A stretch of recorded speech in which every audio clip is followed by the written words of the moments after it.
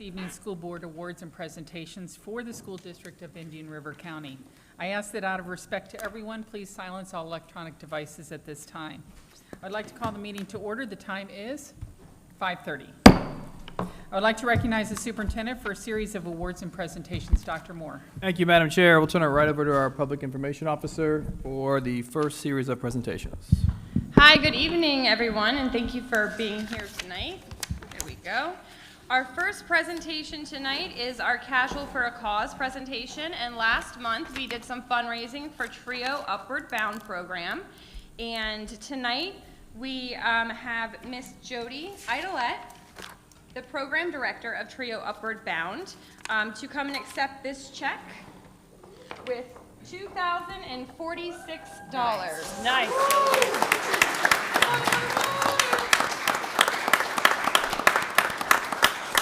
She has a few words to share with us about TRIO.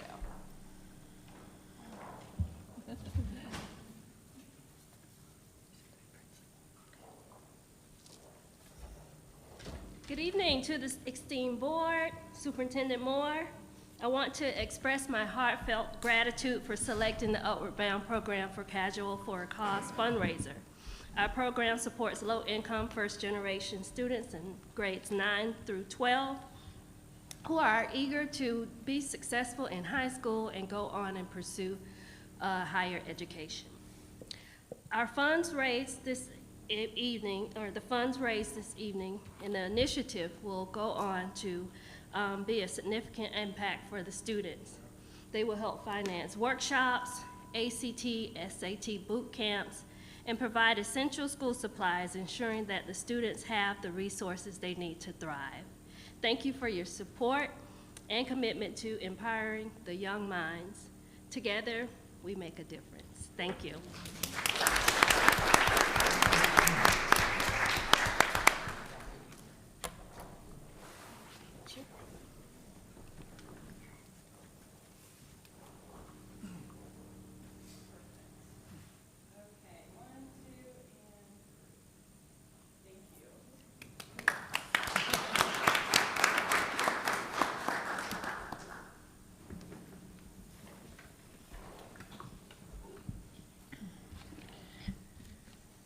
For our next presentation, we have our Principal and Assistant Principal of the Year video. Today we have the honor of recognizing two extraordinary leaders in our district, our Principal of the Year and our Assistant Principal of the Year. These two individuals have gone above and beyond to inspire excellence, foster strong communities, and positively impact the lives of their students and staff. Ms. Letitia Whitfield Hart, Principal of Sebastian Elementary, School of the Arts, please stand.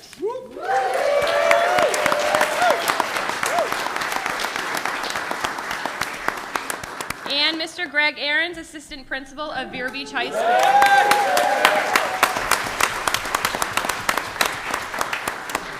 Let's take a moment to honor and celebrate these two exceptional leaders. Here's a look at our Principal and Assistant Principal of the Year video.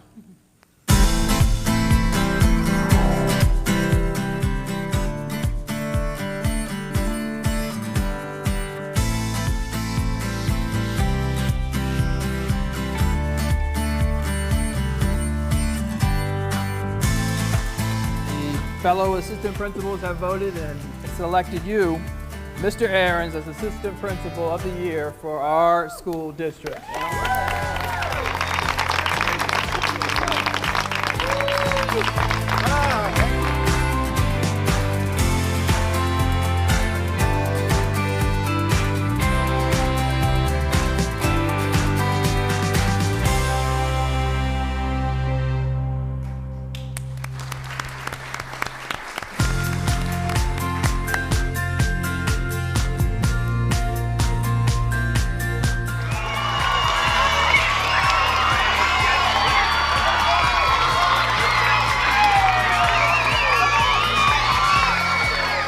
All of the other principals in the district selected her to be the entire county Principal of the Year.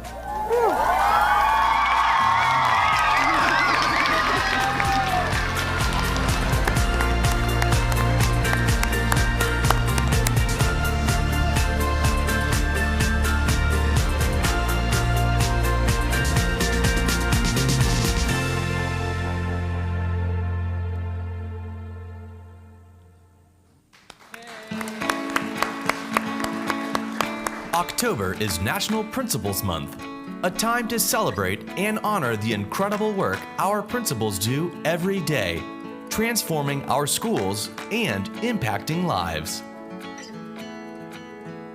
Every day they inspire, guide, and support not just our students, but the entire school community. They work tirelessly, balancing countless responsibilities to create a safe and nurturing environment for learning. Their passion and dedication empower both teachers and students alike. Principals wear many hats. They are educators, mentors, and leaders. They navigate challenges with grace, ensuring that every student feels valued and empowered. They are role models and advocates, fostering a sense of community that enriches our schools.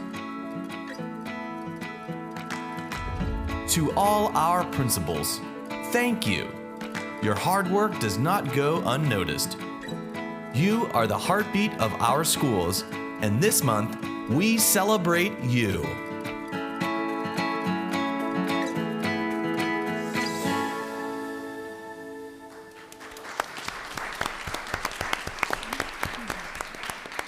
We would like to recognize each principal individually, and I will ask Ms. Crisafulli if she'd please come up to help distribute some goodie bags that we have for them. Let's start off with our Principal of the Year, Ms. Letitia Whitfield Hart.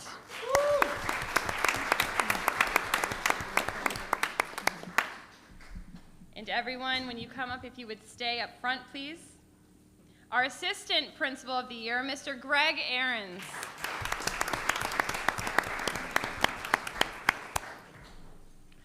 From Beachland Elementary School, Rachel Finnegan.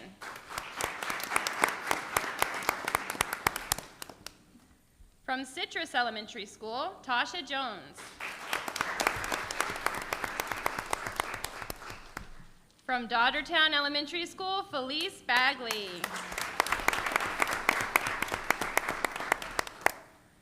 From our early learning programs, Brooke Flood. From Fellsmere Elementary School, Ramon Echeverria.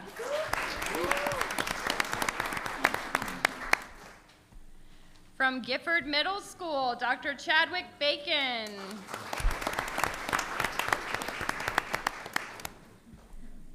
From Glendale Elementary School, Miss Cassie Flores. From Indian River Academy, Kimberly Rahal. From IR Prep, Dariel Brown. From Liberty Magnet School, Takesha Harris. From Osceola Magnet School, Jennifer Norris.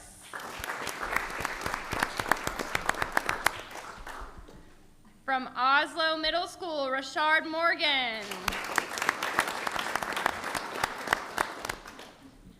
From Pelican Island Elementary School, Jennifer Justice. Rosewood Magnet School, Mr. Adam Faust. Sebastian River High School, Mr. Christopher Cummings. He cannot be with us tonight, but Sebastian River Middle School, Mr. Rob Riskin.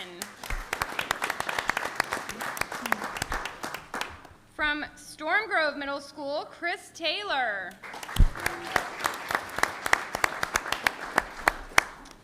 Treasure Coast Elementary School, Jeremy Keene. She is not here with us tonight, but Treasure Coast Technical College, Christy Shields. From Vero Beach Elementary School, Lindsay Sandberg. And from Vero Beach High School, Mr. Sean O'Keefe. And our final principal cannot be here with us tonight, but from Wabasso School, Mr. Chris Kolstedt. Let's give a round of applause to our amazing principals and our assistant principal of the year.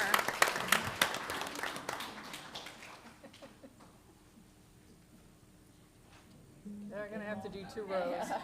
Yeah, that's and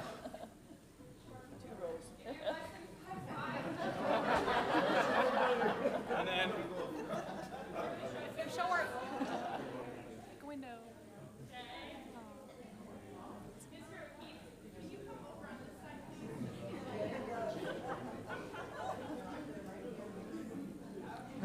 Find a window.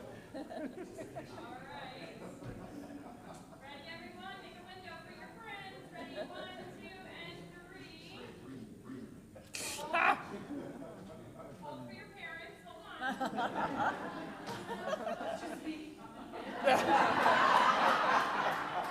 Everyone spread the word because you can still nominate a principal for a spotlight on social media. There's a QR code going around some of our posts, so we're looking forward to getting many more of those. Congratulations. And you're still smiling. Still smiling. you are the man. And just as our principals leave, Madam Chair, all of our principals are in the process of passing out the recognition funds, or going through the process through their SAC committees of identifying how those funds are going to be spent. This year, the highest amount in the history of the district, $1.7 million going to our teachers, going to our staff. Well deserved. 95%, and you earn that in terms of maintaining an A or improving a letter grade. And the fact that 95% of our schools are an A or a B, it's just a reflection of that group of people's leadership. They're the ones in the school each and every single day. We talk about expectation, we talk about rigorous work, but they live it from the very, very first thing in the morning all the way through the night. So the success of this system, a lot of times we get the accolades for the work that has been done, but ultimately those are the folks right there that deserve it. So thank you so much for all you do. And don't leave yet. I'm going to ask you to stay for this last video because some of you are actually in it, and some of your students and family members. Oh, darn, you have to stay. So we are excited to be here tonight to celebrate a vital part of our school community, our parents and guardians. As we recognize Parental Rights and Appreciation Month, we want to take a moment to acknowledge the crucial role that families play in the success of our students and schools.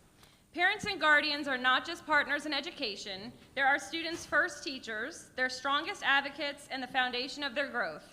This month, we are proud to celebrate the rights of parents to be involved in their child's education, as well as the unwavering support they provide every day. We've prepared a special video to honor this partnership and to highlight the importance of family engagement in our schools. It's a tribute to the families who work hand in hand with our teachers and staff to ensure that every child has the opportunity to thrive.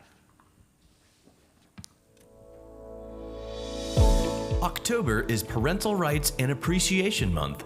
This month highlights the importance of families and parents being involved in their child's education. It's important to be involved in your child's education because it helps you as a parent, it helps the child develop emotionally, physically, mentally, and it also helps with the connection that you have with the teachers, the school in general, and anybody that you come in contact with when it comes to your child's education. I really enjoy being part of the PTA and getting involved in all of the things that they plan, and the kids see me involved, which makes them want to be more involved. For me, being involved in my child's education means I have say in their education. I know what they are going to be doing in their classroom. It doesn't matter if it's reading them a book every night, telling them when they pick them up, I'm so proud of you for just going to school and being in school. Just be a part of your child's education. I think our involvement as parents in their academic success and well-being is huge. It not only shows that we think it's important, but it also shows that we're interested in what they're doing and we're here to support them so that we can help them with the things that they're learning. We care about what they're doing and just how proud we are of them. And so when we're there volunteering, they know that we're there to help them with whatever they need and just for the support.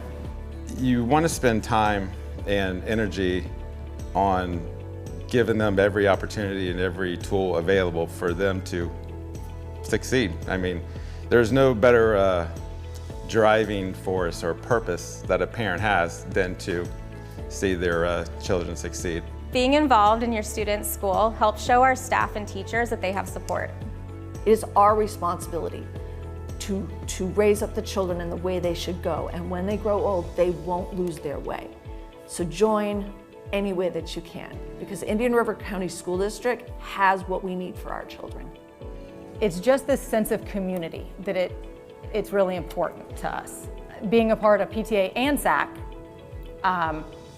decisions that the school makes, we're a part of. They take a lot of time to ask our opinion, to care what we think, and that's really important. Making that first step and being involved, and for me it was getting over the fear of, oh, I'm going to intrude on my kid's life as a high schooler and their independence, and realized, you know what, they're capable of, there's enough to do where I can fill the roles that need to be filled and help, and still see them from a distance and be a part of their experience, but not directly influencing what's going on in their day-to-day. So making that first step to be involved, once you do it, you'll see the benefit. The education of children is a shared responsibility, and parents have a fundamental right to be involved.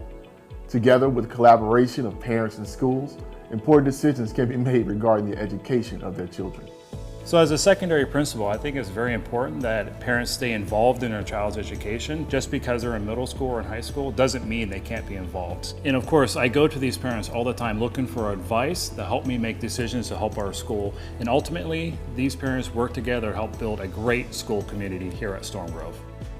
To my parents, I just want to say thank you for helping me with my schoolwork and helping me grow in my education.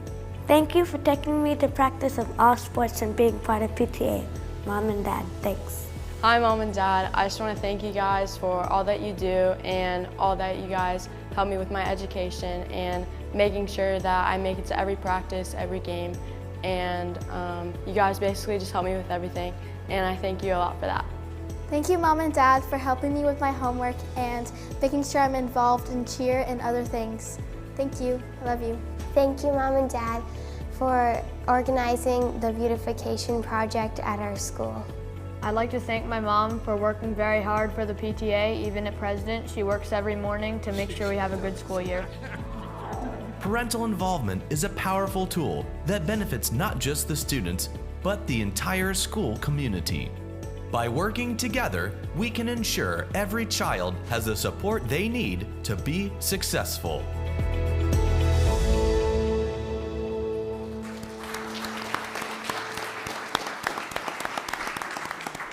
And we still have our Parental Rights and Appreciation Month spotlights going out each day. We had a little break with Hurricane Milton, but we are recognizing each parent that we get a nomination for each day. So keep those coming in. That's also on a QR code on a slide in our district gallery website.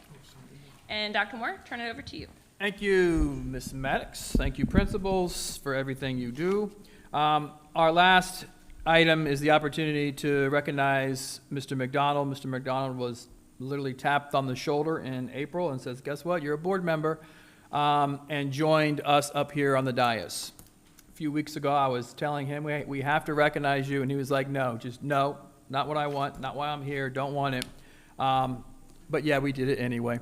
And just to give you a sense of his commitment to this work, I spoke to him about 2.5, 3 hours ago, and he was in the hospital, taking care of a little issue. But here he is, not at all looking like he was in the hospital a few years ago, a few weeks ago.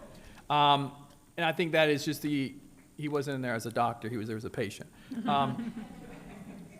I think that's just a reflection of the commitment, the ongoing work. Never showed up to a briefing, not prepared, not feverishly taking notes, asking questions. To be a board member is hard work, just not in the burden of a decision that you make, but the understanding of how a $400 million organization works. And you came on at the time in which you had to approve the budget.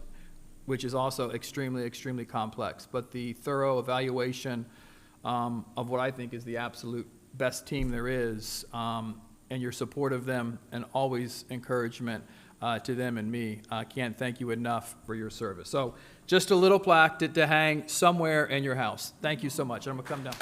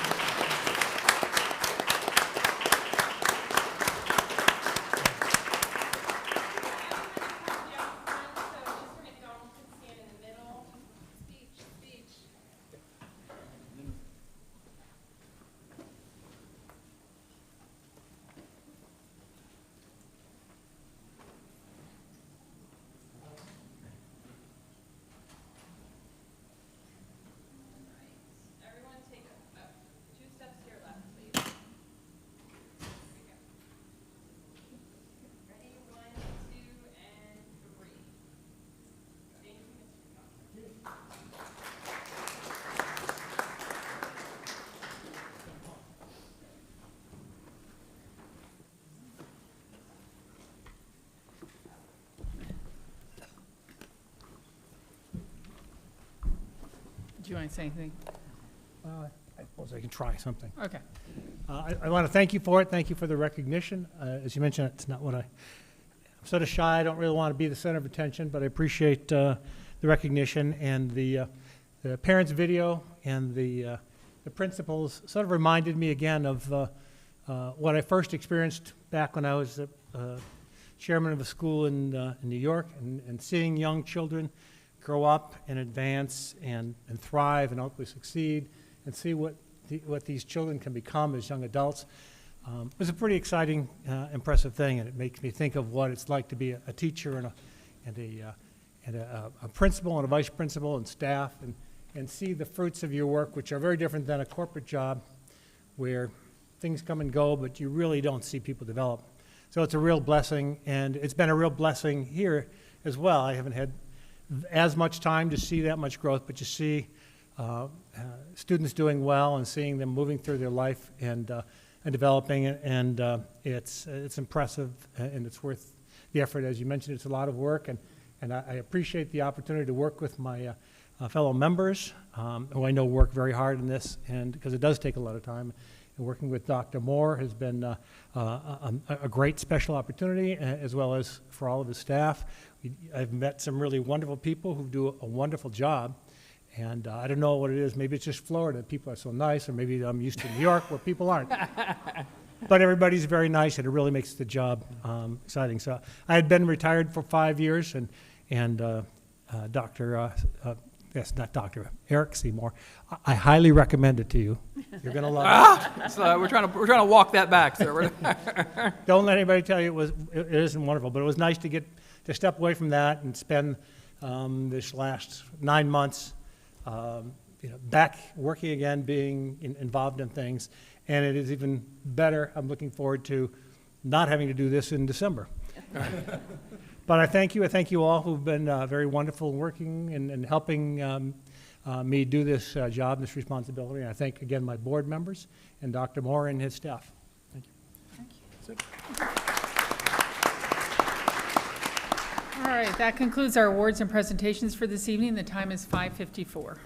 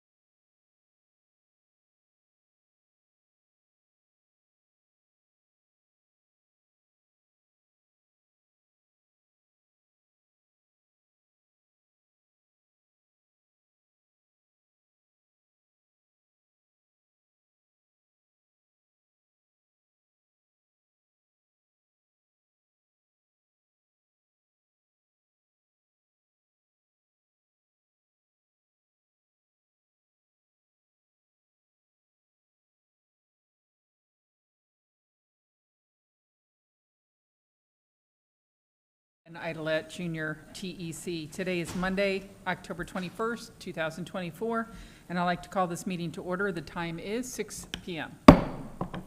I ask out of the respect to everyone, please silence all electronic devices at this time. Check, check, check, please. Make sure they are turned off.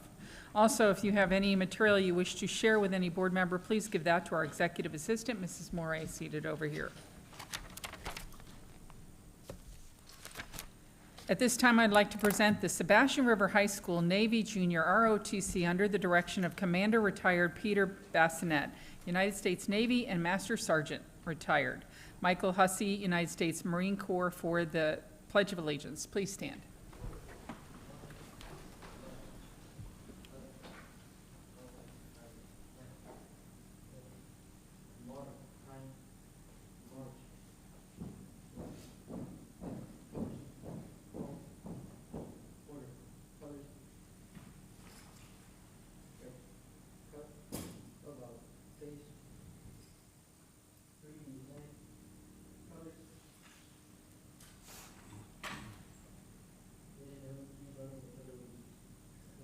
Allegiance to the flag of the United States of America and to the republic for which it stands, one nation, under God, indivisible, with liberty and justice for all.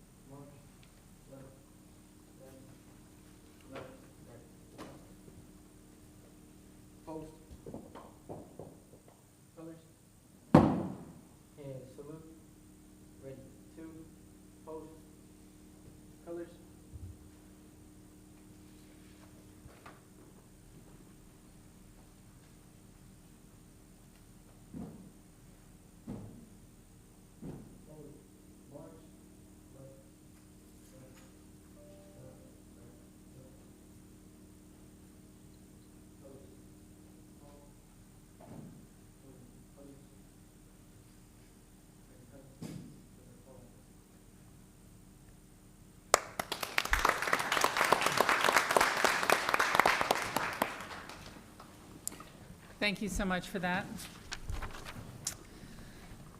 All right, board members, it is now the adoptions of the orders of the day. Are there any items board members wish to move from consent to action or add to discussion? I do. Okay, Ms. Rosario? The district strategic plan. The number? Sorry, let me pull that back up. F? 5F? That sounds about right. Yes. Yep, okay, that sounds about right. Yes, Okay, ma'am. is there a second? I'll second it. Okay. I don't think we second those, but Yeah, okay. you're right. All right, any other item? Anything added to discussion? All righty then.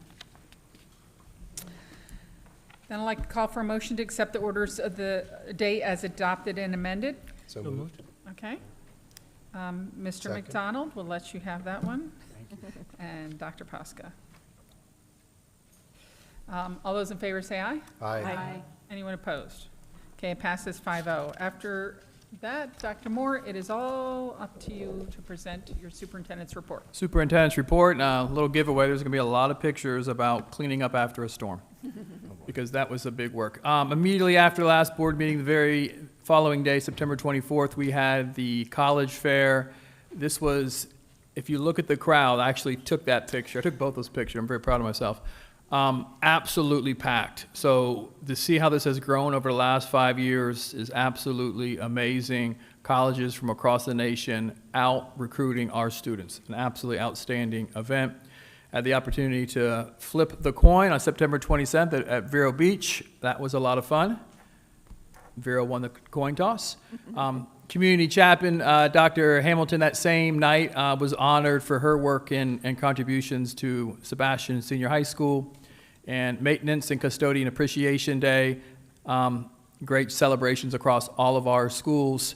And then a series of pictures, and it's worth talking.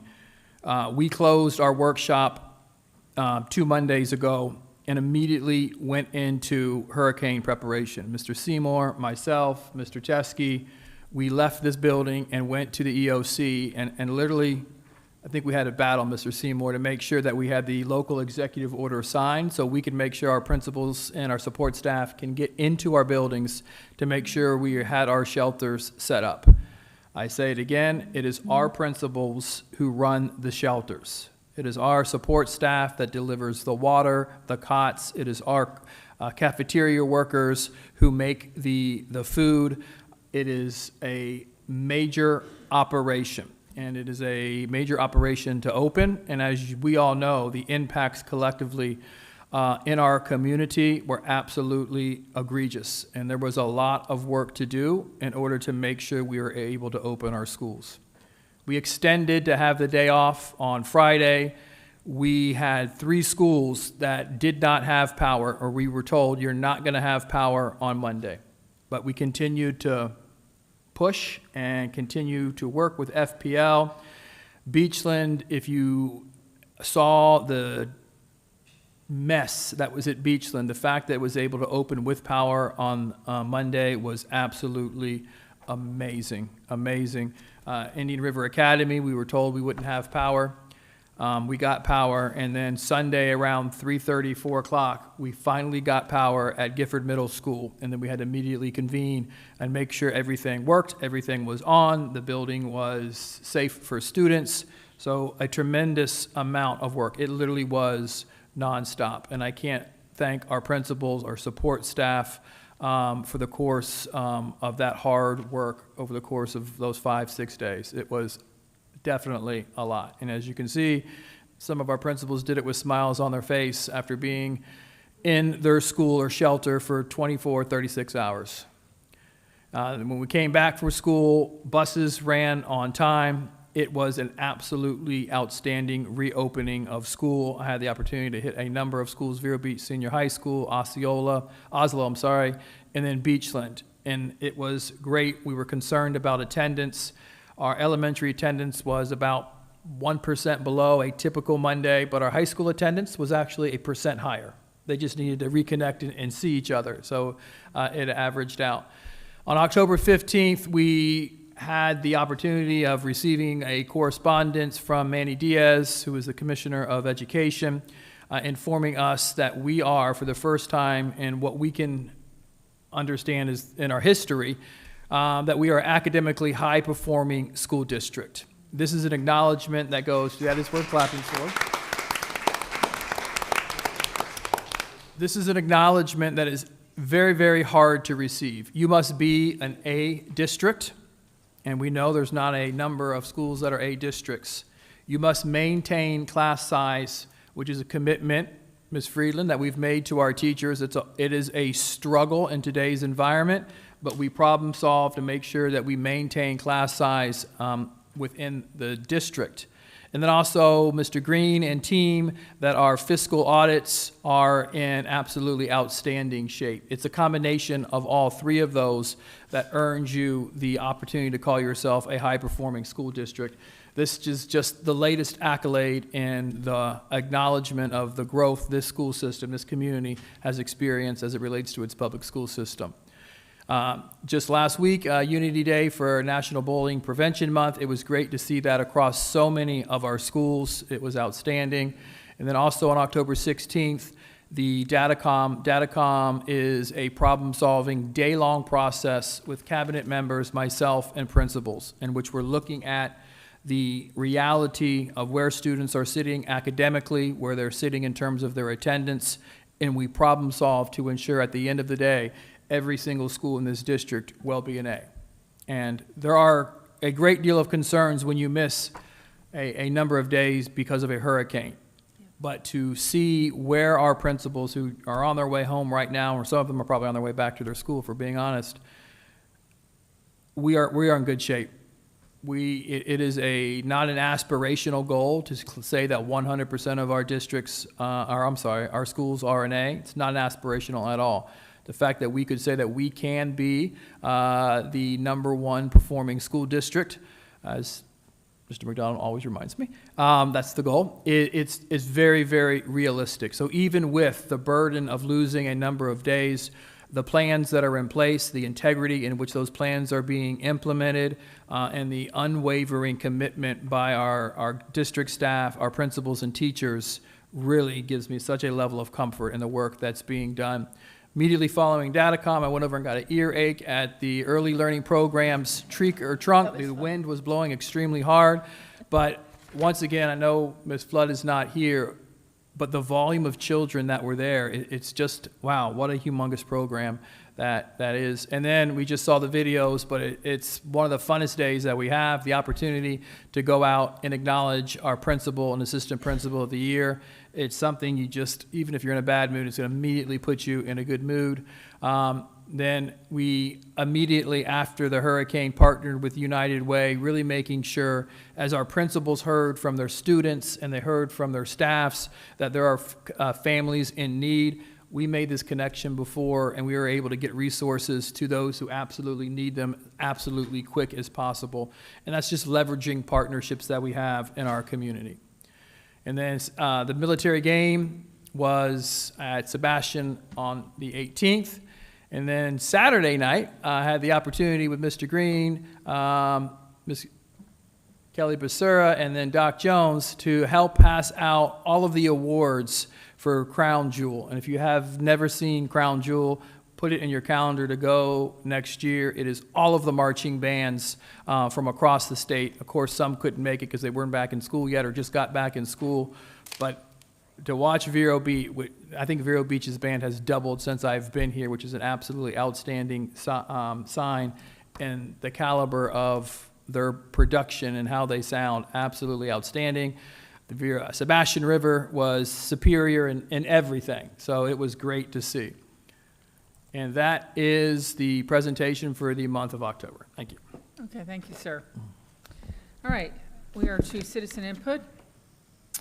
So these are the guidelines for citizen input according to School Board Policy 0169.1.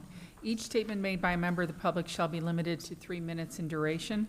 I will be recognizing in order in which the requests were received. The time shall start when the speaker is at the podium, and the public information officer will be the official timekeeper. As you will see, the time clock is visible to the left on the dais, and you will hear a beep at the end of the 3 minutes.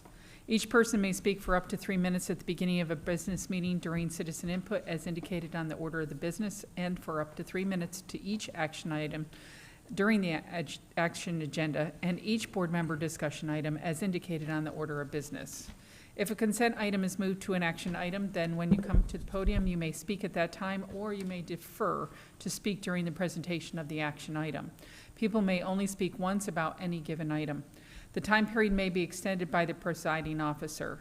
Only the individual speaking and submitting a speaker's form is allowed to address the board. Time may not be yielded to other speakers.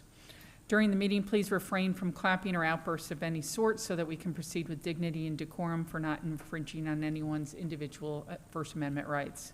I need to remind everyone to direct all comments to the chair, not to individual board members or to the superintendent. Board members may or may not address any citizen input statements at the end of all citizen input comments. As board members listen to citizens without interruption, citizens are asked to give the board members the same respect, please. As per Florida Statute 1001.372, subsection 3, the presiding officer of any district school board may order the removal from a public meeting held by the district school board of any person interfering with the orderly process of such meeting, provided such officer has first issued a warning that continued interference with the orderly process of that meeting will result in such removal. The first warning is to everyone at this time. No personal attacks, no inciting, no disrespect, please. I will be calling you up 2 at a time. The first person will be called to the podium to speak, and the second person will be in line to speak. Speakers shall not engage in personal attacks or abusive language. The chair has the right to terminate any speaker's privilege to address the board if this rule is violated. If you have anything to give to board members or to the superintendent, please do that through our executive assistant, Mrs. Moray. She's seated over here. It is clear that the board has taken action to comply with the law regarding instructional materials, including library books. If you are here to express your opinion regarding HB 1069 on materials in school libraries, we ask that you visit staff in the lobby to initiate that process. Finally, the school district supports First Amendment rights of speakers and the rights outlined in HB 1069 regarding library materials.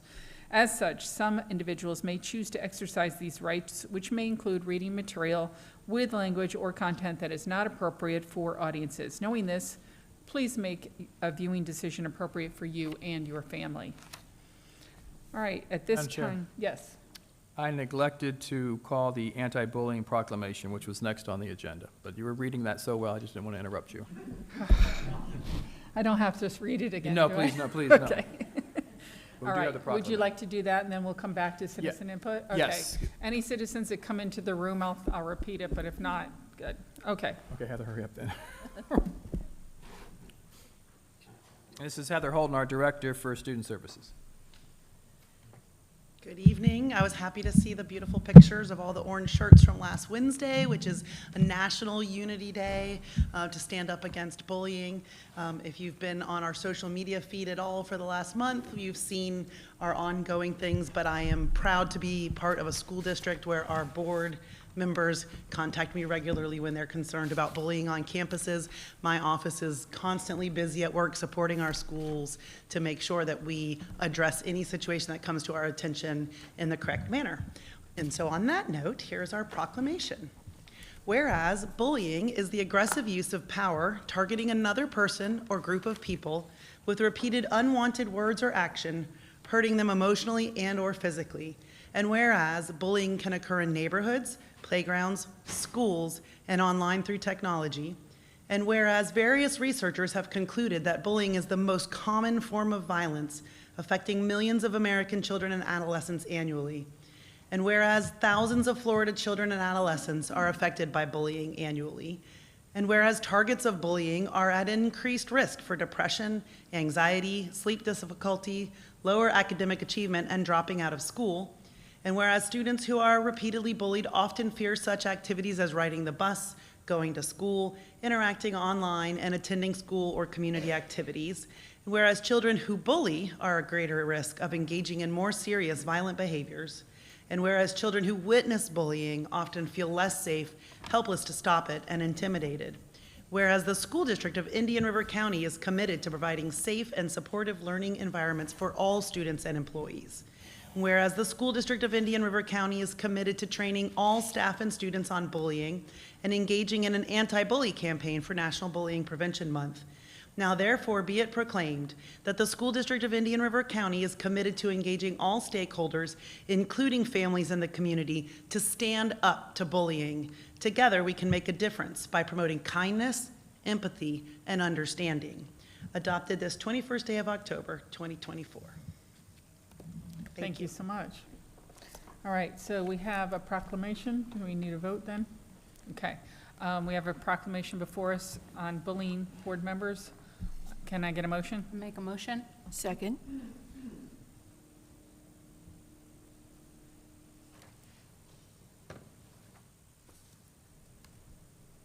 Okay, all those in favor say aye. Aye. Anyone opposed? All right, passes. Thank you so much for reading that. All right, I see that we have a new person that came in the room. I'm not going to read the whole thing again. I'm just going to let you know at this time we have a warning. Please don't, just don't speak out to anything mean. Okay, here we go. So I'd like to call the first person to come speak. We have 4 speakers tonight. That's a record for us, I think. Melissa Kells-Burdick is first, and Dr. Marjorie Flanagan is on deck.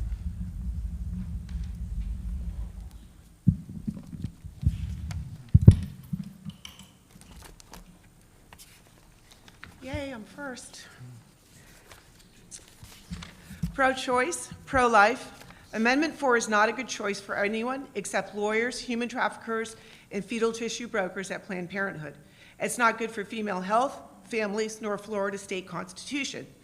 And what appears to be a poorly written bill is in fact written precisely to deceive. Everyone from a physician, mental health care worker, school counselor, life coach, school nurse, and yes, even a massage therapist is considered a healthcare provider. According to the Florida Department of Health, a healthcare practitioner includes nearly 60 categories. And why speak about it at a school board meeting? Because the money behind the bill is from the same gang that promoted gender ideology in males and girls sports. This same Soros-funded bill spent $1.25 million in Broward County alone this past September. Healthcare should mean informed consent, but healthcare in Amendment 4 does not.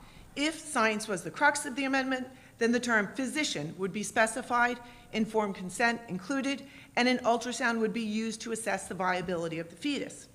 Amendment 4 does not define allowances for late-term abortions. There are no safeguards for a baby born alive. Late-term abortions are legal in 7 states, including Minnesota. Babies born alive after abortions are given comfort care. Comfort care means you let them live until they die because you aren't allowed to feed them. Amendment 4 replaces parental consent with parental notification, which means after the fact. Amendment 4 would be the only medical procedure a minor could undergo without parental consent. Furthermore, Amendment 4 is so obscure in its language that incidents of incest and rape would be reported to no specific agency under no specified accountability, and increased litigation for municipalities is most certain. If the authors of the amendment wanted to protect reproductive health, then language would have defined that relationship with a physician, including full disclosure regarding the stage of pregnancy, and demanded the use of ultrasounds. Abortion under Bill Clinton was to be safe and rare. Amendment 4 is unsafe. Florida will become a sanctuary state for sex traffickers under this amendment. It will create an economy for fetal tissue brokers. Pro-choice, demand definitions for the sake of all females' reproductive health. If you're pro-life, continue to fight as if your daughter's life depended on it. Healthcare workers do not have the constitutional right in Florida to supersede the rights of parents. And let's keep it that way. Please vote no on Amendment 4. Thank you. Okay, Dr. Margie Flanagan and John Karapi is on deck.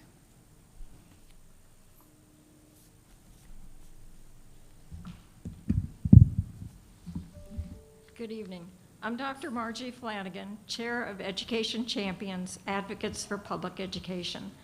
Tonight, we respectfully request a return of Alan Gratz's Ban This Book to school shelves. As you know, this book was sent to the District Review Committee last school year with an April vote of 6-2 to retain the book. Despite the committee's recommendation to retain, the board voted 3-2 to remove the book, even though there is no sexual or inappropriate content. Rather, it's a story about a precocious 4th grader, avid reader Amy Ann Ollinger, who fights back against book bans and censorship happening at her school. The novel's underlying themes encourage young people to read, think critically, and be appropriately civically engaged. That Ban This Book mentions titles of other banned books is not grounds for removal. As noted in the July NCAC letter to the board, the PICO decision by the United States Supreme Court warned that school boards may not remove books from library shelves simply because they dislike the ideas contained in those books. But that appears to be the case with Ban This Book. Since the board's action, events have occurred that we believe warrant reconsideration of the removal. First, a September out-of-court lawsuit settlement in Nassau County, Florida, resulted in previously challenged and removed books being returned to shelves. Nassau County faced accusations of unconstitutional censorship. Following the settlement, Escambia County also is returning numerous books to school shelves, as it too faces a costly lawsuit for removing titles. We are excited to share that the publisher has donated 17 hardback copies of Ban This Book, meaning there's no cost to the district for the book's return. I have one of the copies here this evening. Numerous critics of book removals have correctly stated, you have a right to decide what your child can read. You do not have the right to decide what my child or grandchild can read. Wholesome books with diverse characters, such as Ban This Book, are exactly the type that I hope my granddaughter checks out from her school library.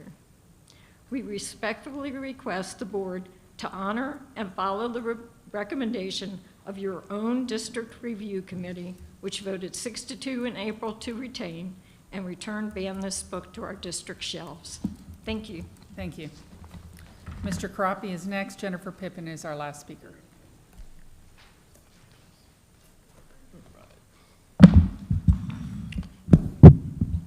Get the glasses on. Good evening. How's everybody doing? It's been a while. Been up here. Not that many speakers tonight. It's like the old days. First off, I'd like to thank Mr. McDonald. Just got to know him recently in the past, and really appreciate everything you've done here. It's a shame you're not going to be here, but it's your time here is more valuable just doing what you did, even though you're not going to be here down the road. Also, I'd like to say to Mr. Seymour, congratulations on your retirement. You deserve it. You did a great job, and you were always good to me whenever time I called you. So we thank you so much. I wanted to come in. The Lord put this on my heart to come in and talk about the books again, and I thought we turned the page on the books, so no pun intended. But I thought we did that. So I wanted to make a suggestion on a book that maybe should be in the schools. I don't know if anybody's heard of the book, The Four Agreements. Anybody heard of it? No, nobody? All right. I'm going to read a quick little overview of the Four Agreements real quick. It's just, obviously, it's self-explanatory, the Four Agreements. Be impeccable with your word. Speak with integrity. Say only what you mean. Avoid using the word to speak against yourself or to gossip about others. Use the power of your word in the direction of truth and love. Don't take anything personal. Nothing others do is because of you. What others say and do is a projection of their own reality, their own dream. When you are immune to the opinions and actions of others, you won't be a victim of needless suffering. Don't make assumptions. Find the courage to ask questions and to express what you really want. Communicate with others as clearly as you can to avoid misunderstanding, sadness, and drama. With just one agreement, you can completely transform your life. Always do your best. Your best is going to change from moment to moment. It will be different when you are healthy or as opposed to sick. Under any circumstances, simply do your best and you will avoid self-judgment, self-abuse, and regret. Now, the reason why I read these is because we fall short. We all do. If you think of the four of them, two of them you're good at, two of them you might not be good at. So what I'm saying is that something of this nature should be in our schools. And I just want to read a quick prayer at the end, and then I'll go on my way. Thank you, Creator of the universe, for the gift of life you have given me. Thank you for giving me everything that I have ever truly needed. Thank you for the opportunity to experience this beautiful body, this wonderful mind. Thank you for living inside me with all your love, with your pure, boundless spirit, and your warm and radiant light. Thank you for using my words, for using my eyes, for using my heart to share your love wherever I go. I love you just the way you are, and because I am your creation. I love myself in just that way I am. And remember, the best is yet to come. Okay, thank you. You're welcome. Jennifer Pippin.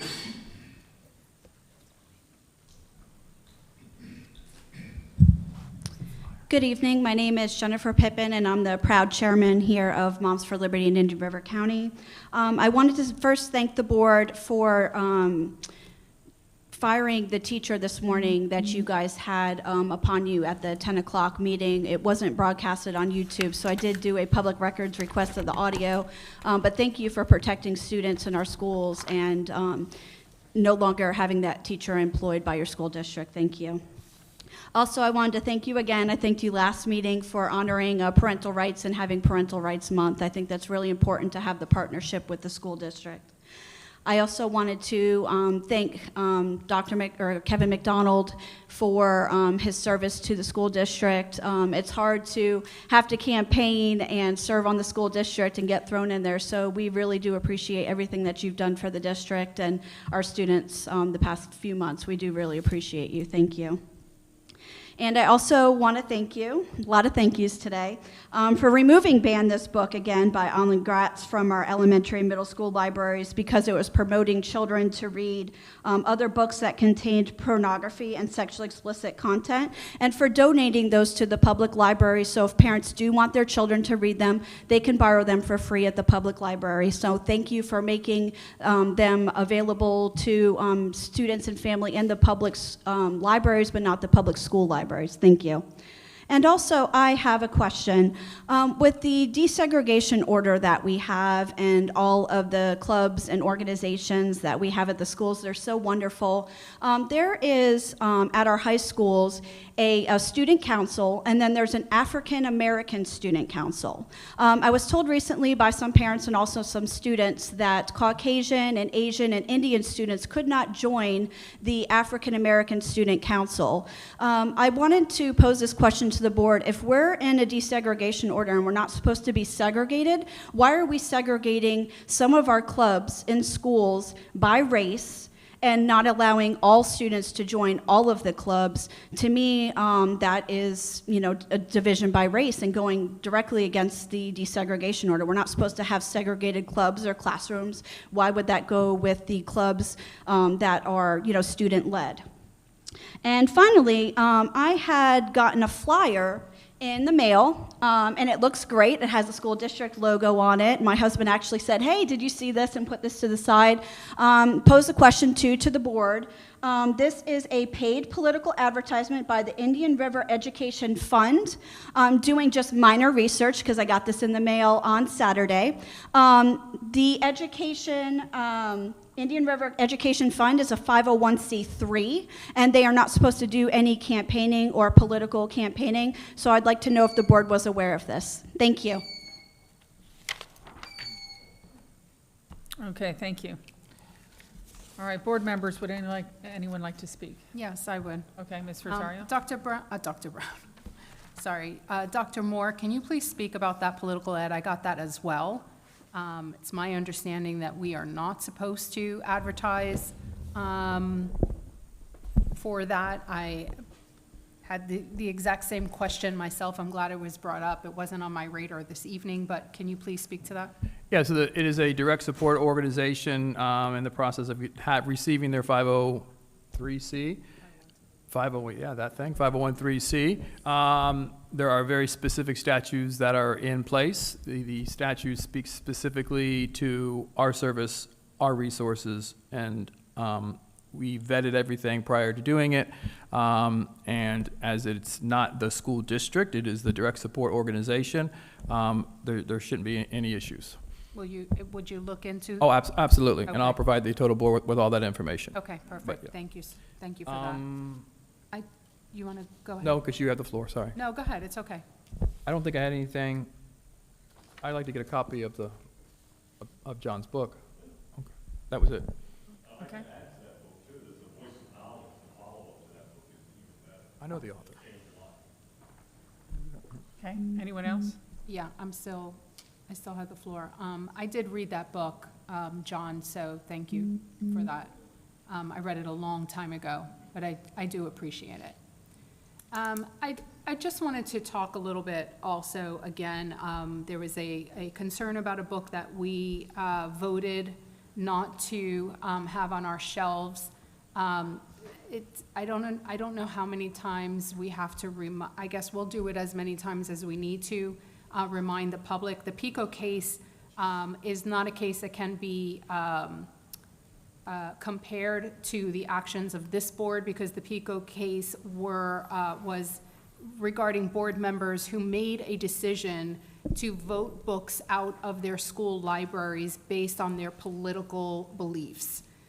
This book that came to us was not vetted or voted on based on our political beliefs. In fact, this board was very careful to make sure to vet it through our legal rights, what the statutes say, and what the House bill said, and what all of our legal authority is as board members to do, and that's exactly what we did, which was to follow our constitutional duty and responsibility to select and provide adequate instructional materials for all students in accordance with the requirement in this part.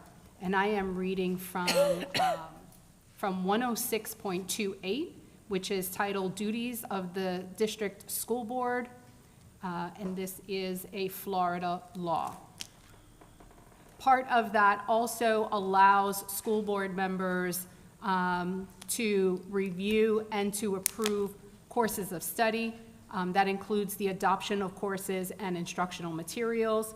But if you keep reading on down, there is criteria for any materials used in the classroom made available in a school library or included on a reading list that contains content that is pornographic or prohibited under statute 847.012 is not suited to students' needs and their ability to comprehend the material presented, or is inappropriate for the grade level and age group for which the material is used. In that case, that's the action, those are the actions that this board took.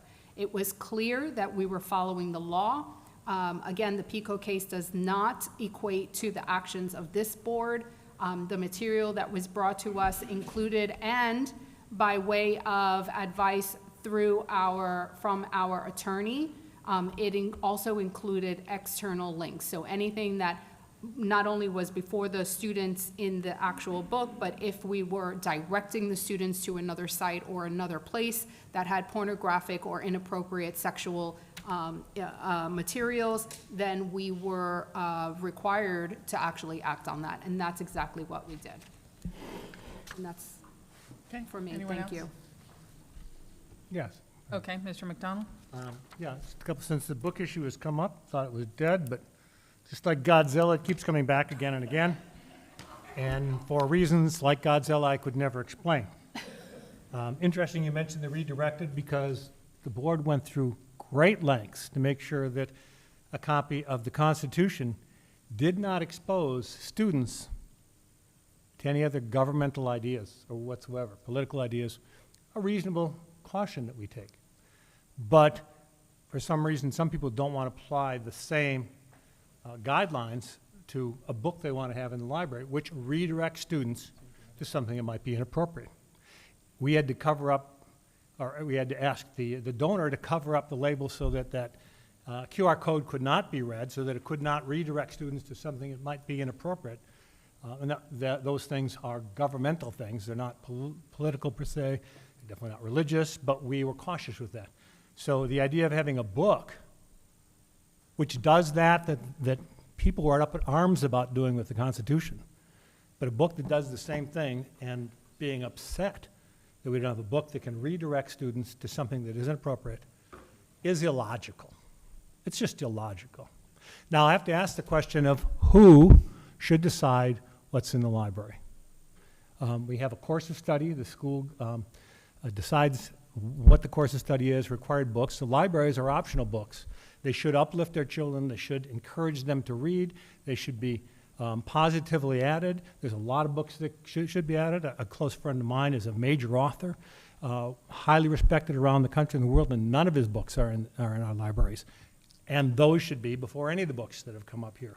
But the answer of who should decide is the parents. Because who do the children belong to? The children belong to the parents and their family. They don't belong to us. We are entrusted with their upbringing. We're entrusted by their parents with taking care of these children. We are entrusted with doing the right thing. Unfortunately, we don't all have the same values. We don't all think the same. And so in cases where we have different values and we have different thoughts and ideas, if we want to be a community of unity, if we want to be a community of respecting individuals, we don't try to bully and force them and throw stuff down their throats that they don't want their children to be exposed to. The word banned is just a bullying term because nothing that's come through here has ever been banned. Banned means you can't get it. If we put our books in a different section or in a different library, it's not banned, it's available. If you want to purchase that book, if you want to purchase pornography for your grandchildren or your children, you can do that, so it's not banned. But the choice of what should be put in the schools should come from the parents, And since they can't all individually do it, they've selected 5 of us to represent them and apply some wisdom to this and other decisions such that what we choose to spend our time and our money on is uplifting with the limited resources we have. So my friend Eric Metaxas, if we can't afford to buy his book on Bonhoeffer or his book on Amazing Grace or his dozens of other books, I can understand that. But we also can't afford to buy every book in the world. That's why the word curate's important. It is probably the essence of what our schools are about and therefore our school board is about. Curate means to select out pertinent things to be presented in a logical and reasonable fashion. When you select out, that means some things go in, others don't go in. Curating is what we do with everything, and it is part of what any organization does because you can't have everything, so you choose which is best. So on behalf of the parents, we have to decide and choose what we think is best, not just for one group, not for another group, not just Christian books, not just Jewish books. We want to curate in such a way that it's uplifting for everybody and as best as possible doesn't bring disunity and offense to parts of our community, because those parts who are offended can leave and take their vouchers and they can go elsewhere. So that's a self-defeating concept. But it's important that we understand that we do curate. It's ultimately the responsibility on behalf of the parents that this board exercises that final exercise. And up until that final decision, that's delegated to Dr. Moore and to his whole staff, who are employees of the school district. They make the first and second and fourth cut, but it's still our responsibility to make the final cut. And there's no reason in the world that we should have people telling us that we have to have books that offend other members of the community, books that refer children to something that we've decided they shouldn't see, whether it be in the Constitution or whether it be in ban this book, a backdoor way to bring what some people consider evil into our children's homes shouldn't be done. It shouldn't be done in the Constitution. It shouldn't be done in other books. That's the responsibility of this board ultimately. Our employees start the process, the board finishes the process. And as long as we follow the law, which we have that responsibility. So I just wanted to make sure, hopefully for the last time, that that's understood by everybody. Dr. Jones or Dr. Foster, you good? Yeah, there was, yeah, I'd like to read that book for amendment agreements too. So I'm glad you brought that book back up, ban this book, because it didn't sit well with me, the reason we removed that book. The other books that we have removed, I've agreed with. You know, there are some things that I don't think children should be exposed to that are readily available on a shelf for their particular age level. However, I read that book. I didn't like the fact that we didn't follow the process. And the process is that it goes to a committee. The committee then makes a recommendation to the board. But one of the things that was in that process that the legislature specifically stated, and I remember bringing this up when we voted on that book, was that we had to choose what the petitioner checked. And that is what we look at when we're deciding if a book should be removed. That is not what happened, and that's the reason why I was upset with that book. So I would like to bring that book back to at least the committee to discuss it and bring it back forward to the board. So I am going to be asking for that book to go back to the committee. That's how I personally feel, just because of the fact that it didn't follow the process. So if it follows the process and that happens again, that happens. But I read the book myself. I have an issue with the fact that it was clicked for sexual content, but yet the word S-E-X is the only thing I found in the book that had anything remotely about sexual content written in the book. And so for that reason, I'm going to ask that it goes back to the committee. And we can discuss that in a workshop. So, just a question regarding that. So, mm-hmm. If it references other things which have been determined to be inappropriate, Mm-hmm. should we have should we distribute things that reference things that are inappropriate, much like we objected to doing that with the Constitution and a QR code? Should we also have books that reference things that we've determined are inappropriate? That's the ultimate question on that particular book. That's a question you brought up when we argued it before. My concern is that we didn't follow the process that the legislature has asked us to do. I'm all about making sure we dot all the i's and cross all the t's, and the legislature said we had to follow what, the person that complained about the book checkmarked. And that, to me, is what we should have based it on. Well, I'll be So gone. that's why I think it should go through the process. I'll be That's gone. all. You'll have that opportunity to review it again. I will advise or hope one thing in that process, that if we want to have unity and if we want to respect varying viewpoints within the community, Yes, that it not be based. I agree. We that should respect everybody's opinion. So in this committee, I think that if there is a segment of the parents that object, there should be a pretty overpowering reason to not respect their objection. It's not like we don't have hundreds of other books that we can replace it with. But if we've got a segment of, if certain Christians object to something, just because you don't have a majority of Christians, it doesn't mean that we should accept it. Or if Jewish people object to something and we have a low minority of Jewish people, we shouldn't therefore ignore what they have to say. These are not curriculum, these are optional things that are available elsewhere. And so when you do bring it up again, and I assume you will, I would hope you'd realize that, or you would accept the idea that maybe a majority on this particular topic should not be, of the committee, should not be in and of itself the deciding factor, but that committee should inform. I'm going to ask that we follow the legislature's law that they put forward. That's what I'm asking for. That will be your right. I'm just saying follow the law. I'm trying to encourage the board over a long period of time to try I and just respect. don't want us to get us in legal issues. I want to follow the law. That's why it's funny with me. That's why.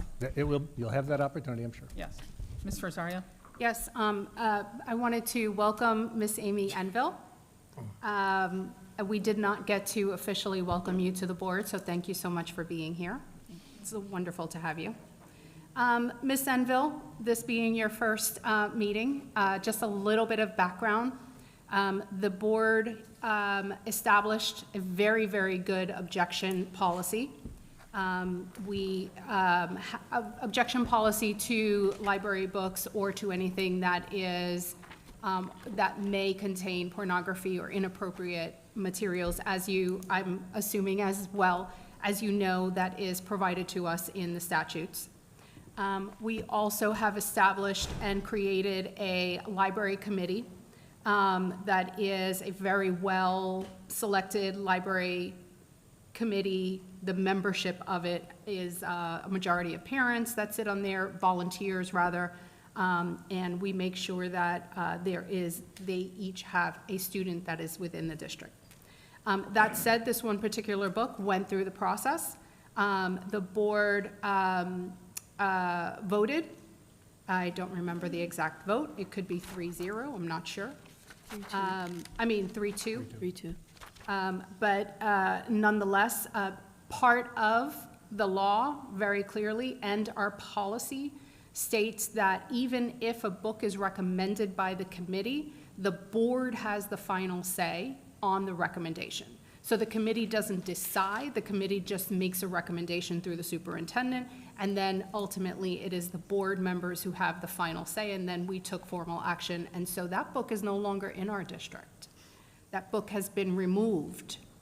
That book no longer exists here. So my question is, how can one ask for a book to be reviewed again when the book no longer is here? Yeah, can't challenge it. I'd have to look at your policy. I see where it says in your policy, the board's decision is final and not subject to further petition or review. Thank you. But if it didn't go through the process, and I don't know if it did or it didn't in this case. Fully. I'd be happy to take a look at it if I can work with Dr. Moore and take a look. Thank you, I appreciate it, because the book, as it stands right now, is not in the district, should not be in the district, was removed from the district, and you're right, once the board made the final decision, we can't review a book that is not a part of our school district.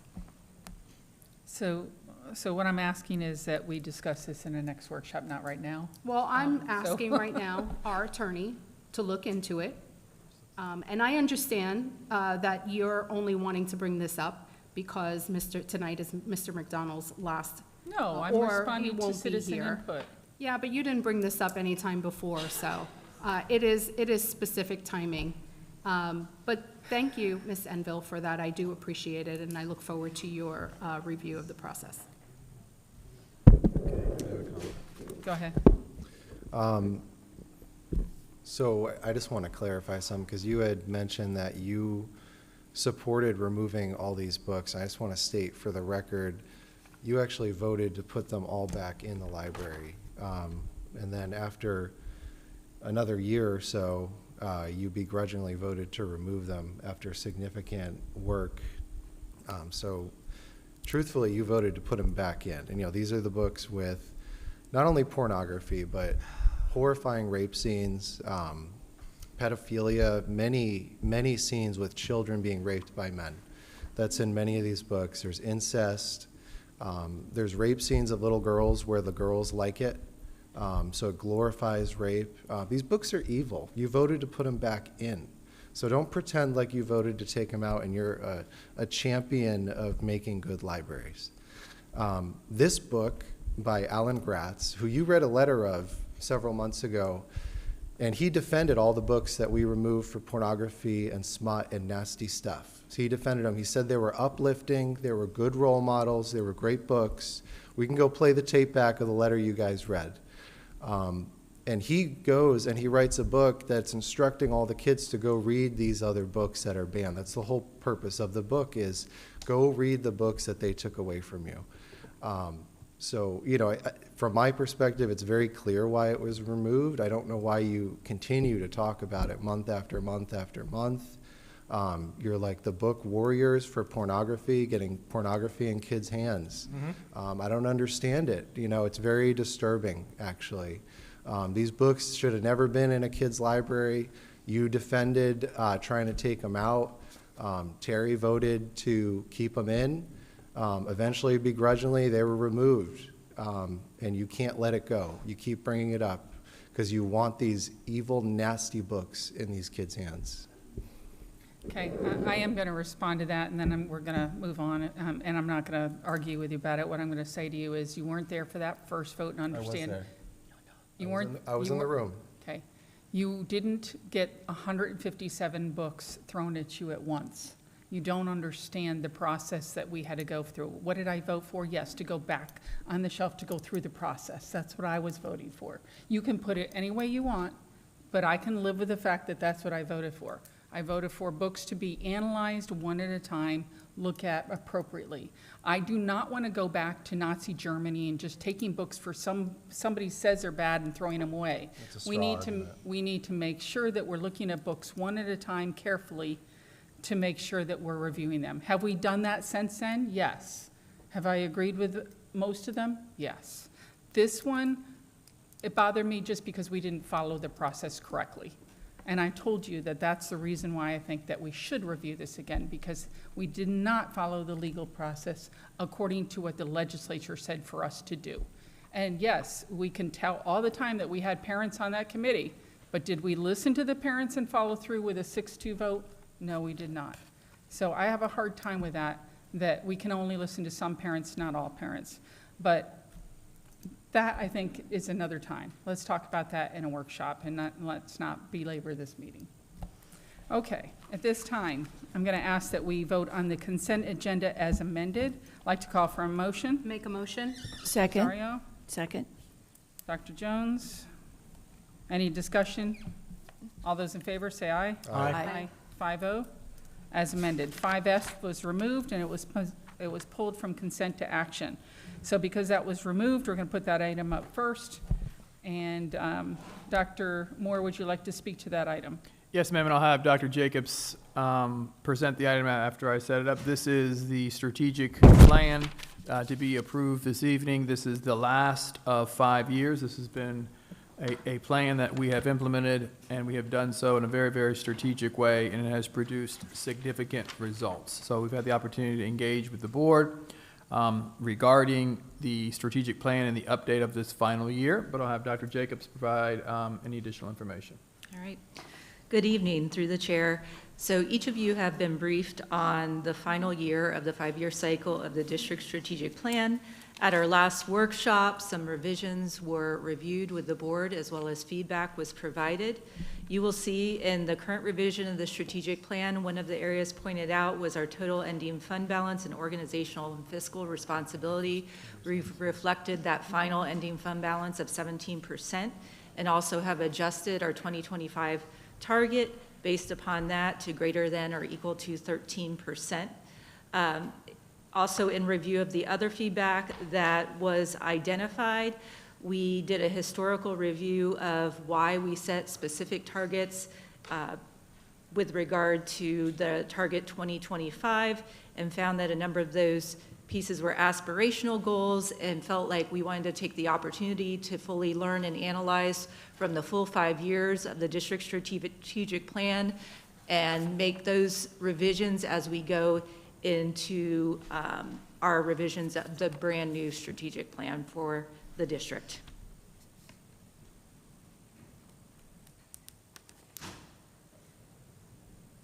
Okay, Ms. Rosario, you brought this item. I did. I did not believe that this was a routine item, and so therefore I asked for it to be removed and placed on action. So thank you for the review. Routine as in monthly or routine as in yearly? You mean monthly? I don't think it We doesn't approve it matter. every year, that's why I'm asking. It doesn't matter. It's not a routine item. Okay. I'm asking for No, this is- clarification, Ms. Rosario. I'm asking for you to be professional in your response, please. I am always professional in my response, and here's the thing, is that anytime I have pulled an item from consent to action, that question has never been asked. This is the first time that it's been asked. It doesn't matter. I pulled it from action to consent. You made the statement, it's not routine, that's why I'm I saying have made that same statement before. Okay. Anyone else like to speak to the strategic plan? Just one, Mhm. I just want to thank Dr. Moore and Dr. Jacobs. I know we're in the last year of the plan, and I know we'll start working very quickly on the new strategic plan, and it will be very, very important as we take a look at our data and everything where we think we're doing well, keep moving up, and if we need to work on it a little bit, just make sure we have the resources there to do so. So thank you. Okay. We're going to ask for a motion on this item. So moved. Okay, Mr. McDonald? Second. All those in favor say aye. Aye. Aye. Anyone opposed? Okay, it passes 5-0. Okay, we are to action item 9A. Dr. Moore. Thank you, Madam Chair. This is a long time coming. Significant amount of time ago, we had a speaker, Ms. Galsberg, who was here, who was pushing us to do and focus on things that are important. And she said, create a classical school. I don't know if it was in jest or it was, and Ms. Rosario picked that up, as did I, and she brought an item the very following month. And that has really sparked what I believe is probably some of the most important work in this district, which is reinventing what public education is, having a clear definition to what schools should look like in response to what our community needs. Dr. Shafty has done an absolutely wonderful job in initially beginning that work. We had to bring in Dr. Began, who has got a wealth of information and knowledge around this specific area. We had to add to Dr. Shafty's team and have Carrie Wall help and assist in really building momentum around the creation of a classical school. In the item that's before you, I'll say a few things, and Dr. Shafty will correct everything that I said incorrectly. Based on the last board conversation, we added language to ensure that there is a 100% commitment to classical curriculum. We actually put it in bold in the item. It is everything that we have communicated to the parents, to the members of the faculty and staff, that yes, this is going to be a true classical school rooted in classical curriculum, and we are fully committed to it. We also added language that would allow next year's 2nd through 4th graders to be exposed to the elements of classical education. Why would we do that? Because those families have to make decisions if they want to stay at the school for the 6th through 8 portion. So to help them make the most informed decision possible, we thought it was a great idea, although elements be exposed in those grades to help them make a better decision. So we added that to the item as well. I think there'll be conversation tonight regarding the actual timing and name of the school. And as we created this work, the team created this work, honestly, I don't think there was much consideration given to the name. They followed the same naming structure that we use in all of our magnet schools. Osceola Magnet, Liberty Rosewood. Magnet. Rosewood. Rosewood Magnet, that was the structure that they used.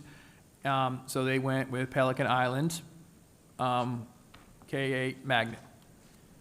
Ms. Rosario referenced and brought up a good argument that it may behoove the district to consider including the word classical in the name.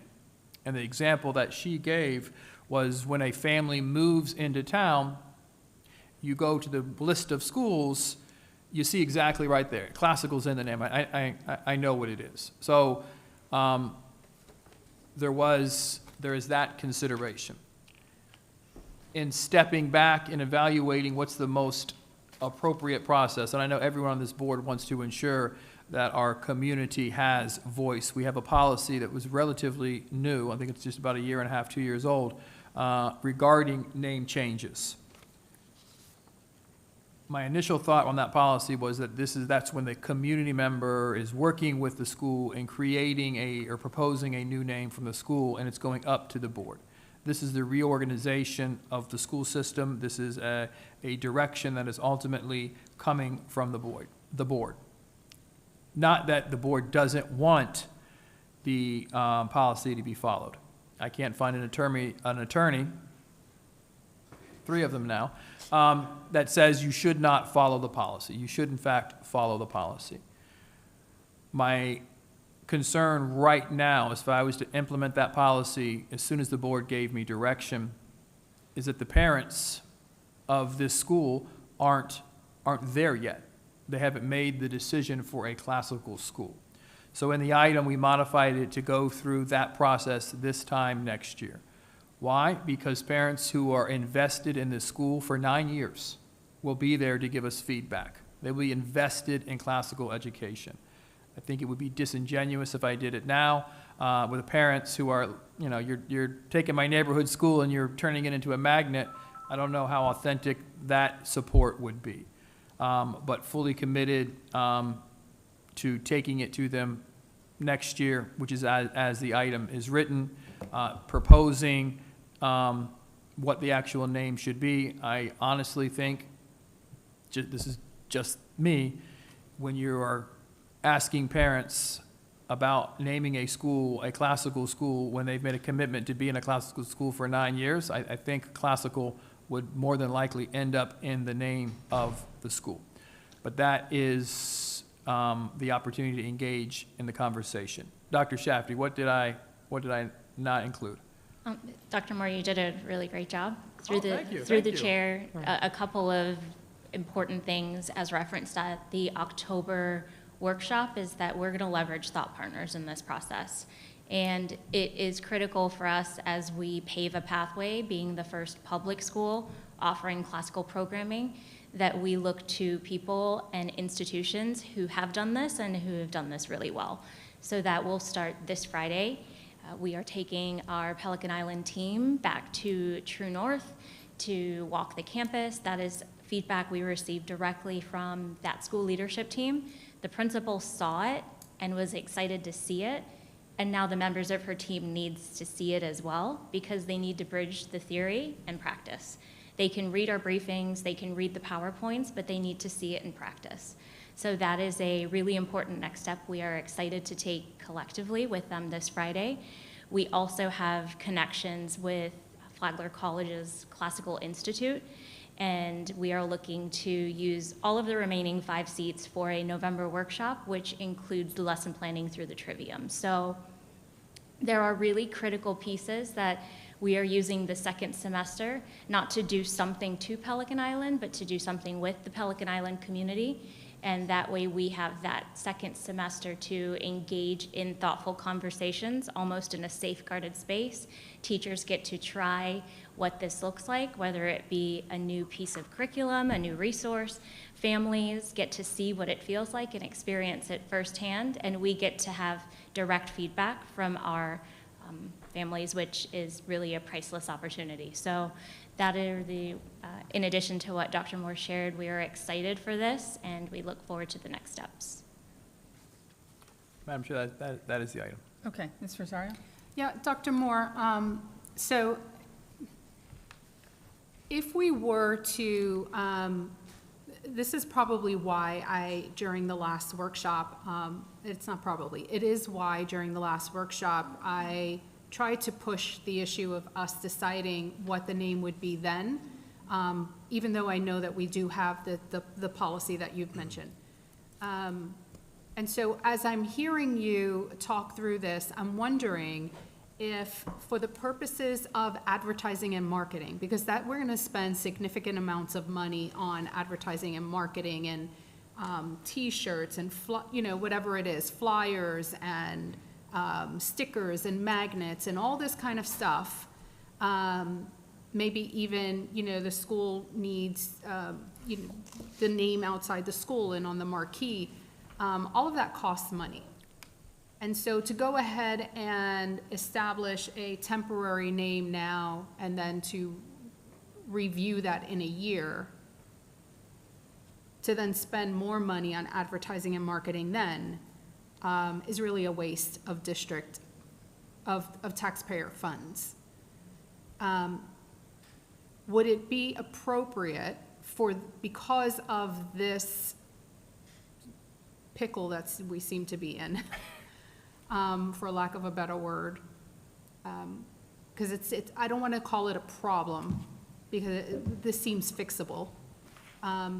If at some point maybe there could be a motion this evening, because let me come back to the proposal, right? The proposal on page 1,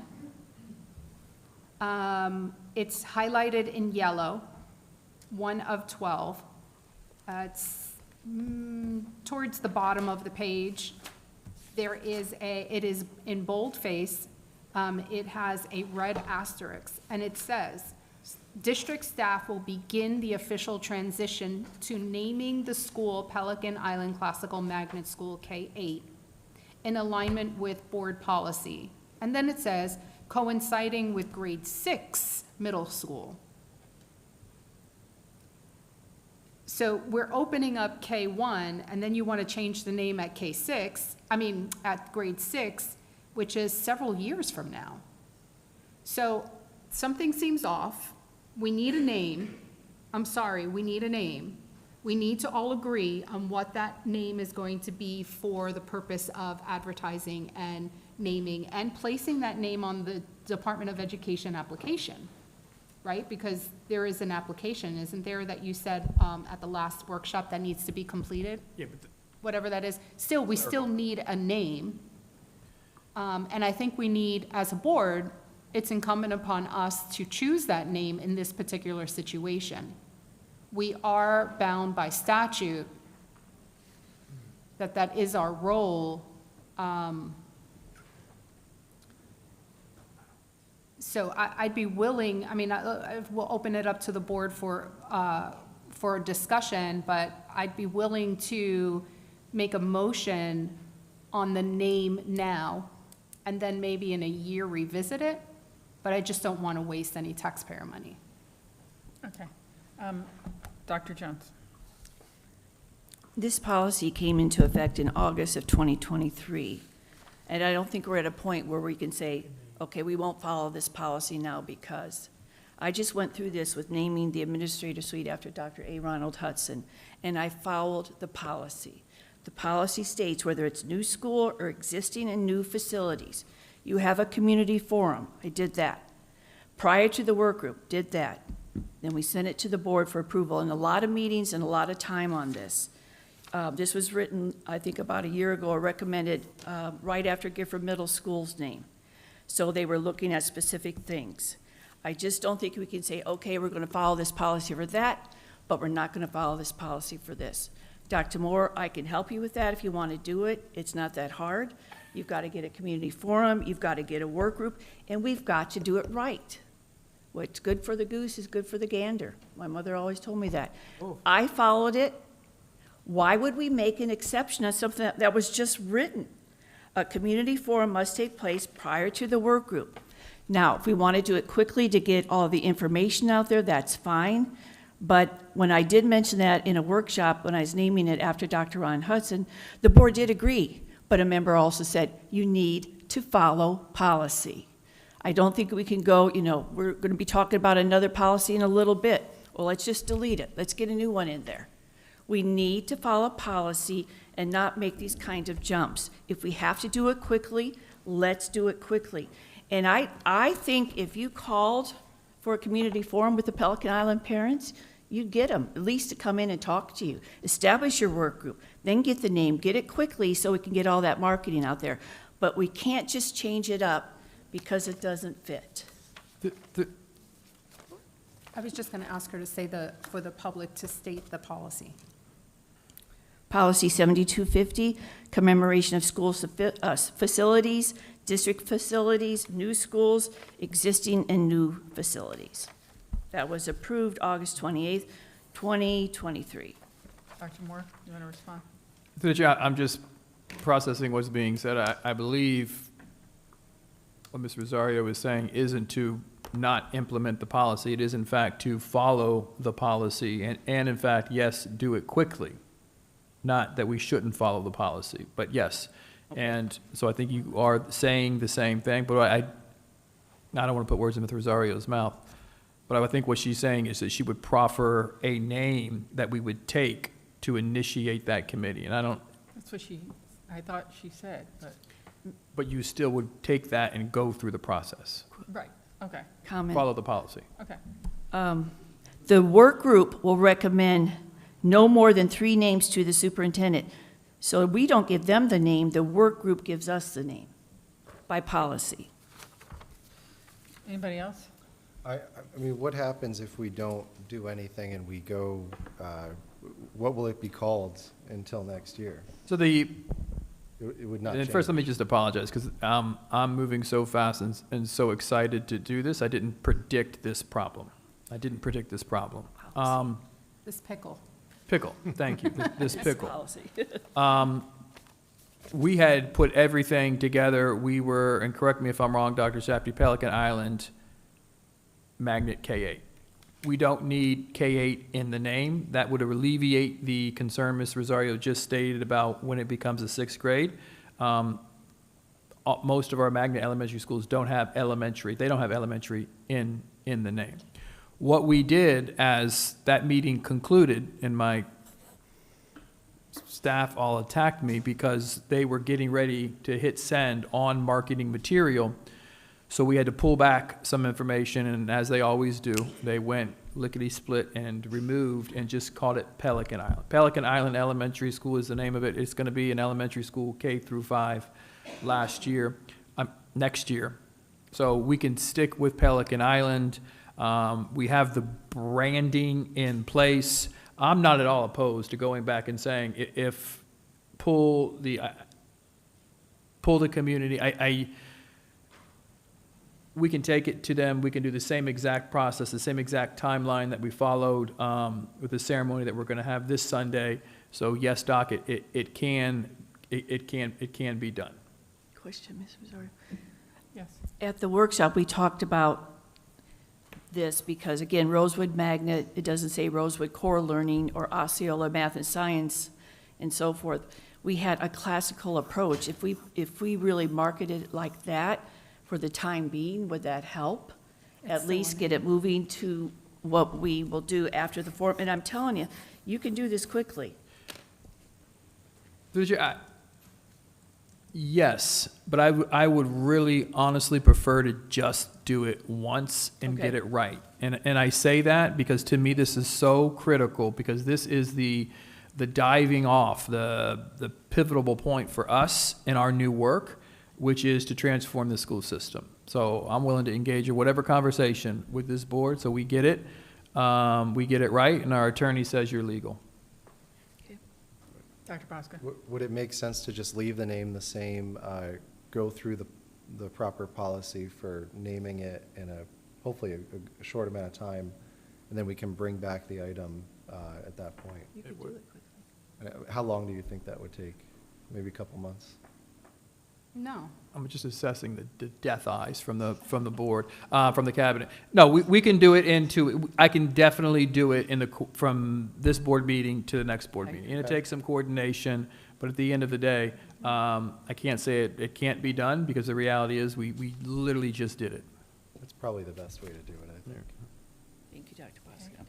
Mr. McDonald? Well, I agree with Dr. Jones, the idea of we've got a policy. As much as we can, we should stick with the policy. If you have permutations that don't quite fit, we can address those, but generally speaking, keeping the policy is the right way to do in most cases. So if we can do this quickly, that's a real benefit. Ms. Rosario's comments about not spending a lot of extra money, I've always been penurious, so I'm a big fan of not spending money twice when you can do it one time, and more importantly, not get halfway started and then restart again.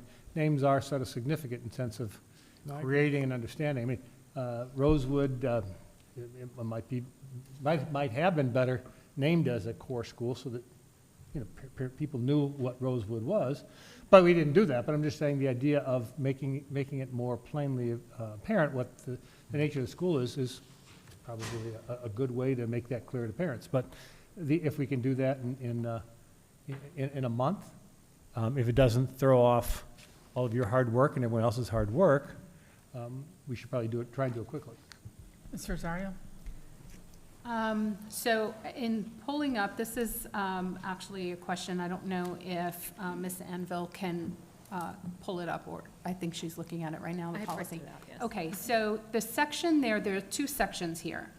And clearly it's been clear to me that this policy needs to be revised because it's pretty ambiguous in several places. There is a section there that says that it's titled New Schools. And then there's below that it says existing and new facilities.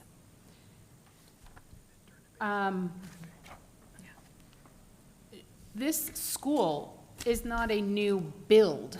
It's not a new school in terms of building it from the ground up. It's existing. So it isn't a new school. It would then be existing. So if we look at existing and new facilities, the second sentence in that section reads, "The board will consider requests to name or rename existing or new schools and facilities within a school such as stadium, media center, playground, theater, gymnasium, auditorium, etc. Such requests must be reviewed by the work group in the same manner as outlined above," which talks about the composition of what the work group would be.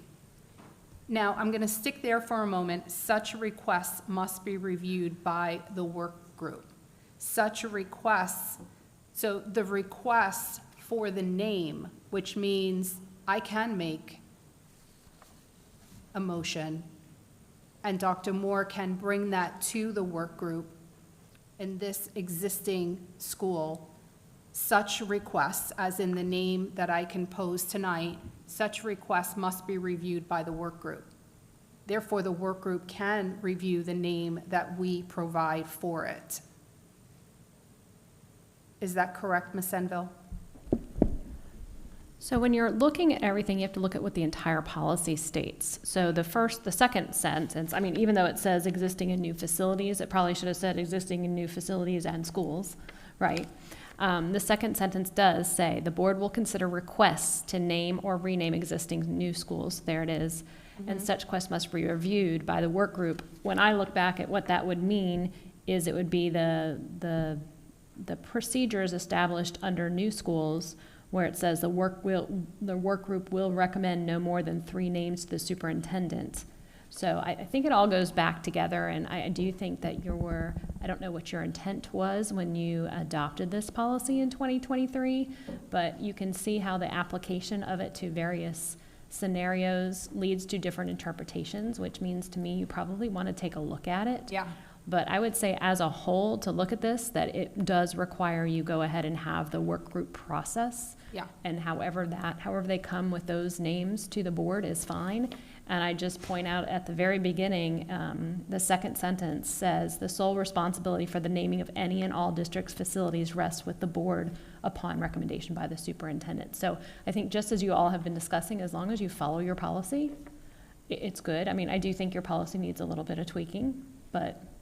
I do agree. That's probably where I was coming, from the viewpoint of being ambiguous in several places. I believe, if I remember correctly, when this was revised for us in 2023, it had to deal with creating the work group and the composition of the work group. I don't think it had anything to really do with all the other parts of it, but now that we're here. So what my original thought was not what Dr. Moore mentioned, but now that he's saying it, if the work group convenes, it doesn't matter how they come up. What I'm hearing is that it doesn't really matter how they come up with a name to be reviewed, but if a name was provided to the work group, if they didn't like it, then they can say, no, I don't like it, we can recommend something else. But it doesn't preclude us from being, as a board, from being able to say, hey, this is what we are thinking as the name, we recommend this, please review it and let us know your thoughts. So I think that's where Dr. Moore was coming from when I said I can make a motion to recommend a title. So at least Dr. Moore has something to bring the work group. Ms. Rosar, I'm sorry. Hold on. Wait, I'm waiting. I'm sorry. Didn't hear you. Oh, I'm sorry. So that's really where I was coming from, and I think. Is the question whether the board can proffer a Yes. name for the community? Your policy is silent with respect to that, so it doesn't authorize it or prohibit it. Okay, so it can be So, allowed. but I do think if you have community members that are part of that, they can bring that up too, and they can get it from whoever provides it to them. Perfect. So. Okay, Dr. Jones. Oh, I have been part of an opening of a school, I guess an existing school, Gifford Middle School. And I think if the board is recommending, it doesn't have the buy-in. It doesn't have the community saying, this is what we want. And continuing in that area, the work group will recommend a name to the principal after a majority vote of the work group team was conducted. The principal will then forward that recommendation to the superintendent. Within 45 days, and I did it probably in about 15 days, the superintendent will forward the recommendation to the board. I think if we really want to do this right, we make sure we take into account what the parents are saying. We used to do it when I opened Gifford Middle School. We did the parent vote, we did the student vote, we did several community meetings. So I think we really need to let them make the recommendations to us to see how they are feeling. And I think the students are a big part of that too. Yes, Mr. Rosario. Yeah, the only thing is that we've already, if we are voting for this plan, we're voting for a commitment from the district to name it a particular name, which is already written on there. So I think if the board actually, if we're voting today, there's already going to be a name that the district will bring to the work group. Dr. Moore, what are your thoughts? Would it be helpful to have a name to proffer? This way, you're kind of already. No, through the chair, a lot of good points have been made. At the end of the day, I do not want to put the board in a situation in which we're not following policy. And what's resonating in my head is Dr. Shafty's statements, we don't want to do anything to the school, we want to do it with the school. I don't know if that's exactly how you said it, but that was nicely said. So implementing the policy, I'll take 3 names, classical, Pelican Island, classical magnet. I think Pelican Island Magnet K-8. I think those would be two that we could proffer. And I think and share the benefits of both. And I think the explained benefits is one, this is the way that we've always done it, meaning you just add magnet to the back of the school and you drop elementary. So it would be Pelican Island Magnet or Pelican Island Classical Magnet.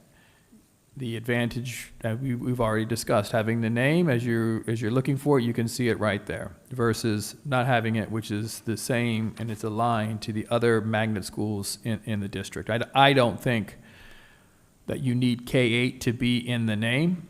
I don't think that you do, because you're going to see it grouped with the K-8 school or schools. But we only have one, we would only have one K-8. I actually think that's a selling point. I think it's a selling point. It would be our only Very school much a that's a selling K-8. point. That's a Selling big point. difference. Yep. I think both classical and K-8 should absolutely be there. It is Pelican unique. Island Classical K-8, Pelican Island Magnet K-8. I mean, What we have here in the proposal is Pelican Island Classical Magnet School, K-8. That's what is proposed by the district that will be the name of the school. In fact, that's one of the things in this proposal. I can appreciate everything in here, but in many places within the proposal, you'll see the name as Pelican Island, then you'll see Pelican Island Elementary, then you'll see Pelican Island Magnet. In other places, you'll see Pelican K-8, you'll see Pelican Magnet K-8, and then you'll see in many other places, Pelican Island Classical Magnet. So it's almost like we're gonna be approved, what's the name? Where are we going? So I'm okay with this, because those are the two major, meaning classical in it and K-8, and I'm looking at page 1. If you look at, I know you're not, I'm looking at page 1, if you see on the bottom of page 1. But certainly not coinciding with grade 6, it should be coinciding with the opening of the school. Okay, I get to speak? So that's one problem sometimes of being the chair is you speak last, sometimes. But I've actually been through this. When I was a principal of Garden City Elementary, I took over an F school. At the end of the year, we worked so hard to get that F up, missed it by 2 points. We had to restructure the school. And when you restructure a school, you have to do something radical to change the school. Either remove the principal, remove the AP, do something radical. They didn't remove the principal, I was only there the first year. So what they did is they allowed us to switch to, instead of an elementary school, we were a pre-K to 2 school. Unique opportunity in a community that needed a lot of pre-K development, a lot of kindergarten development, a lot of focus on reading and math. And so when we did that, we were allowed to offer up a name to the district. So what I was told to do, which I thought was a great thing to do, because the history of that school was unique to that community and they cared deeply about that school. And so they were very worried that we were going to take away its name. So what we did is we first brought it out to an open forum to the community, allowed them to come in, and we talked about it. And then we opened it up to our SAC team after we got that input from the community and said, here's what the community is offering for ideas. And then our SAC team narrowed it down. Then our parents voted on it and our staff voted on it. And then I brought that name choice to board meeting, and the board then voted on it. And we became Garden City Early Learning Academy, which is a mouthful, but it became Gisela. So it was really accepted because there were people that had gone to that school, their kids had gone to that school, their parents had gone to that school, their grandparents had gone to school. There were a lot of people that were invested in the name and that school. And that's what we have to consider. We have to consider that because we don't sit here and make decisions and action items without listening to citizen input first. And that's what I think we need to make sure we're not putting the cart before the horse. We need to allow citizens to have input on this. I'm okay with classical in the name. I'm okay with K in the name. I'm okay with all that. I just don't think it should be my decision alone. It should not be 3 people's decision, 5 people's decision. It should be the community input, going through the process, following our policy we put in place, be it a good policy or not. It's a policy that we have right here. But what it does is it allows for citizen input. Like you said, Dr. Moore, some of these people will not be attending the school as it is a different approach. I went through the same thing, but there are people that care about Pelican Island Elementary, and they went there, they care about that school. And so those people need to have a voice as well in all this. We need to listen to that. So that's why I say we need to follow this policy. What's the rush? Let's get that done, and so we can do this. Now, I know you're gonna say, wait, November, we've got, school choice. Okay, we can put that out there as whatever with temporary, communication, not putting up the sign, not buying all that stuff, not buying the expensive stuff, just buying what we did is you buy all of the things that are easily disposable and not as expensive. And you get the name out there of this is possibly the name. And then, but you go through that input from people that care truly about that school. I did not have my kids go there. I did not, my kids went to Dodgertown. And that school's also come up as a name change. And let me tell you, my kids feel very strongly about that. And so I think that, we need to be careful when we're doing that to people when we haven't sat in those seats as parents. We haven't sat in those seats as children. We haven't sat in those seats as children of grandparents that went there. So I think that that's what we need to consider is everybody's input that actually has a value in that school. So that's my thought. Yes, Dr. Moore. So, everyone's right. Good luck. So the item itself, and I'm going to work us through this, the district staff will begin the official transition to the naming the school Pelican Island Classical Magnet School K-8 in alignment with board policy. So it's directing me, yes, to follow board policy. The next sentence, I would recommend that you strike. And that's talking about starting with the 6th grade and 26, 27. One of the work group was how many parents have already signed up for the existing kindergartners? 21. The 21 parents who have already made a 8-year commitment to this school. And that allows, my concern was, as Ms. Berenborg was just saying, seeking information to make a recommendation to the board from parents who are never going to have their children in this school. If we start with those who signed on signing day and they're continuing to sign, these are students who are currently there, we can convene that group and go through the process.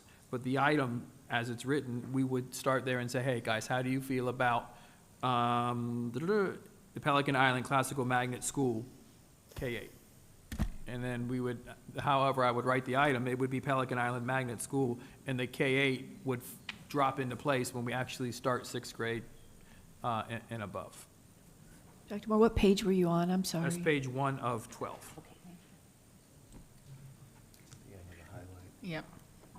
Yeah, I have black and white. Yeah. And I would just add to that, Dr. Moore, it doesn't need to be all 21 parents or families that have committed. Because the work group, there's no number to the work group. It's just employees, community members, parents, students, representatives of the school advisory council, PTA, student government, and student council. But there's no number of each of those. And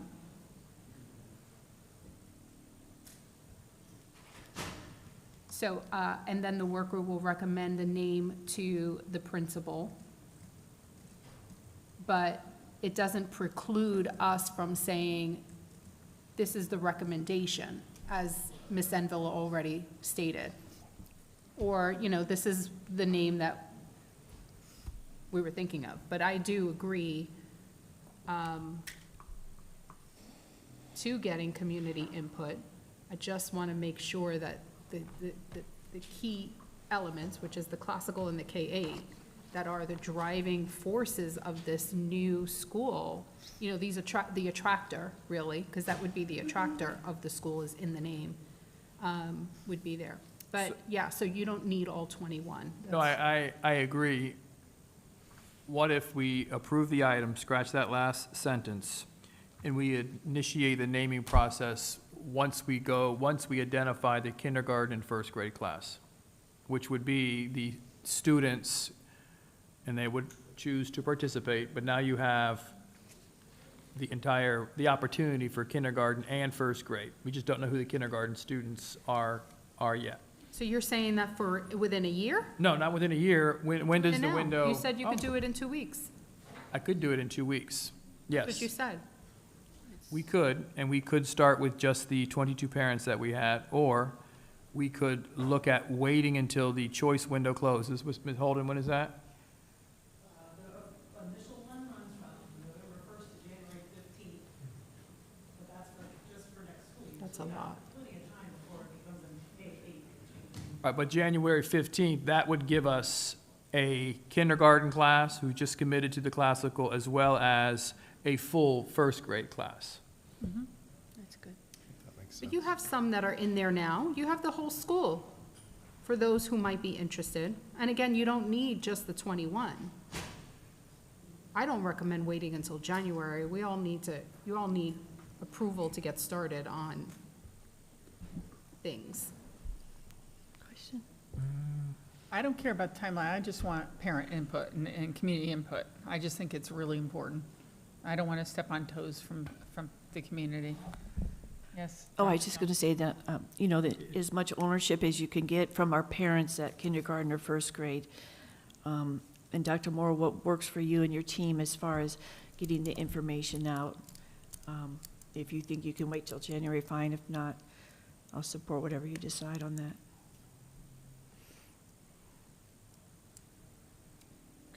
Dr. Moore? So the item belongs to the board. What would you like to do as far as time, what do you think you could do as far as the timeline goes? So let me present it one last time. The item currently reads, which I think addresses one piece of Ms. Rosario's concern. Pelican Island Classical Magnet School K-8. That is what's in this item. Now we move to ensuring for the entire board that there is community consensus. Or we follow the process, the policy. Right. Yes, I can go to the 22 parents and say, hey, listen, you are the founding parents of this school. Would you like to participate in this group? That would be the work group.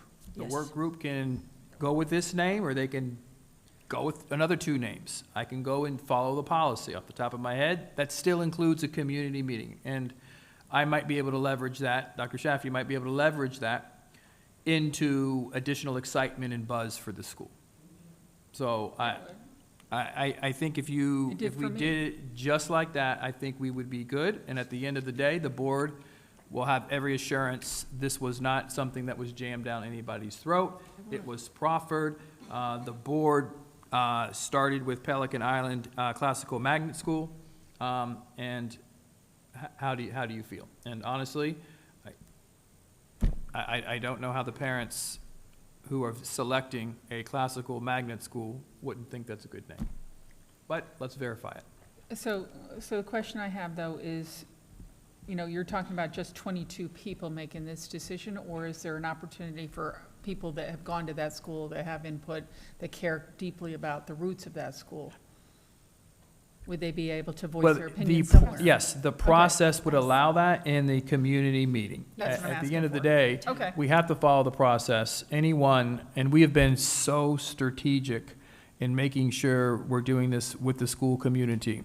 And we want to continue to make sure that is the reality. Okay, thank you. So,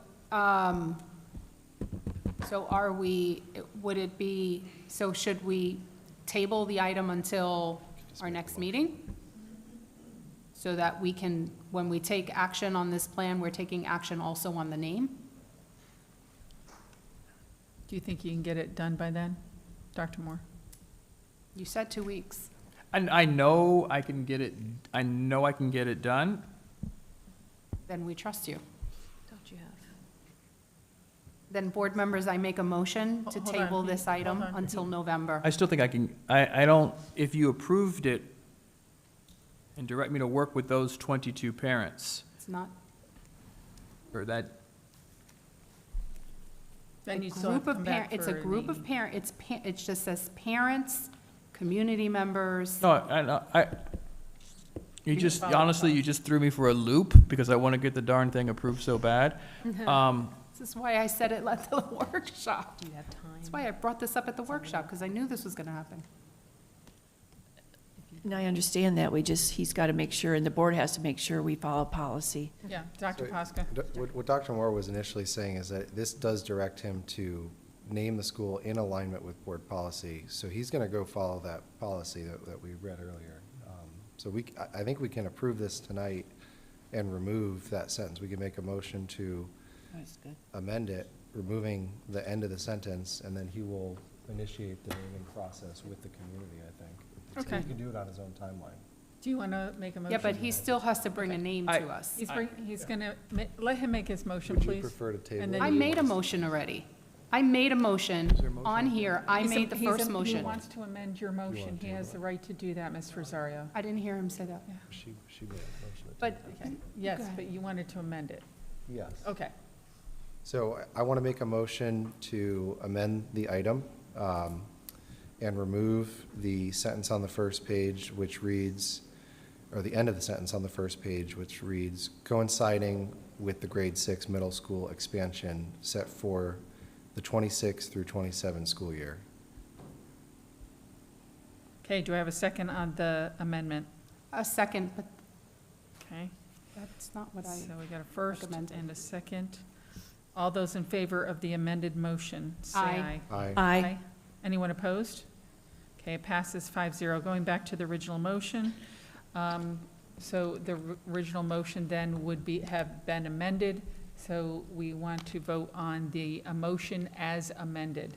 All those in favor, oh, I need no, we have a no, motion. I made a motion yeah. to table it.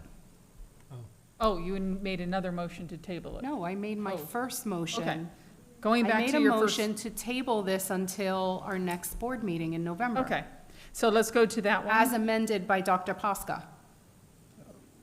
I mean, just that one line out. Okay, so I'm going to go, we voted on the amendment. We're going to go back to, her motion is to table. I didn't hear a second on that motion. Because you moved on to Dr. Pasca. He was Is there a asking to second? talk. Does anybody like to second that motion? I don't think we need to move it.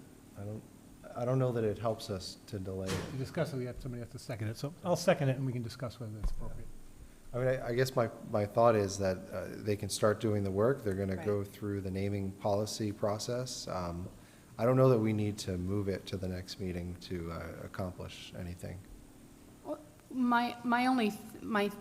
The reason why I'm saying this is because if we're going to approve this policy as is, it has like 4 different names in it right now. We have to go through the naming process. No, in what you're approving tonight, Right. if we approve it as is what was provided for us, the proposal actually has about 4 different names. That's not okay. We have to fix this before it comes to us as a final vote. That's my point.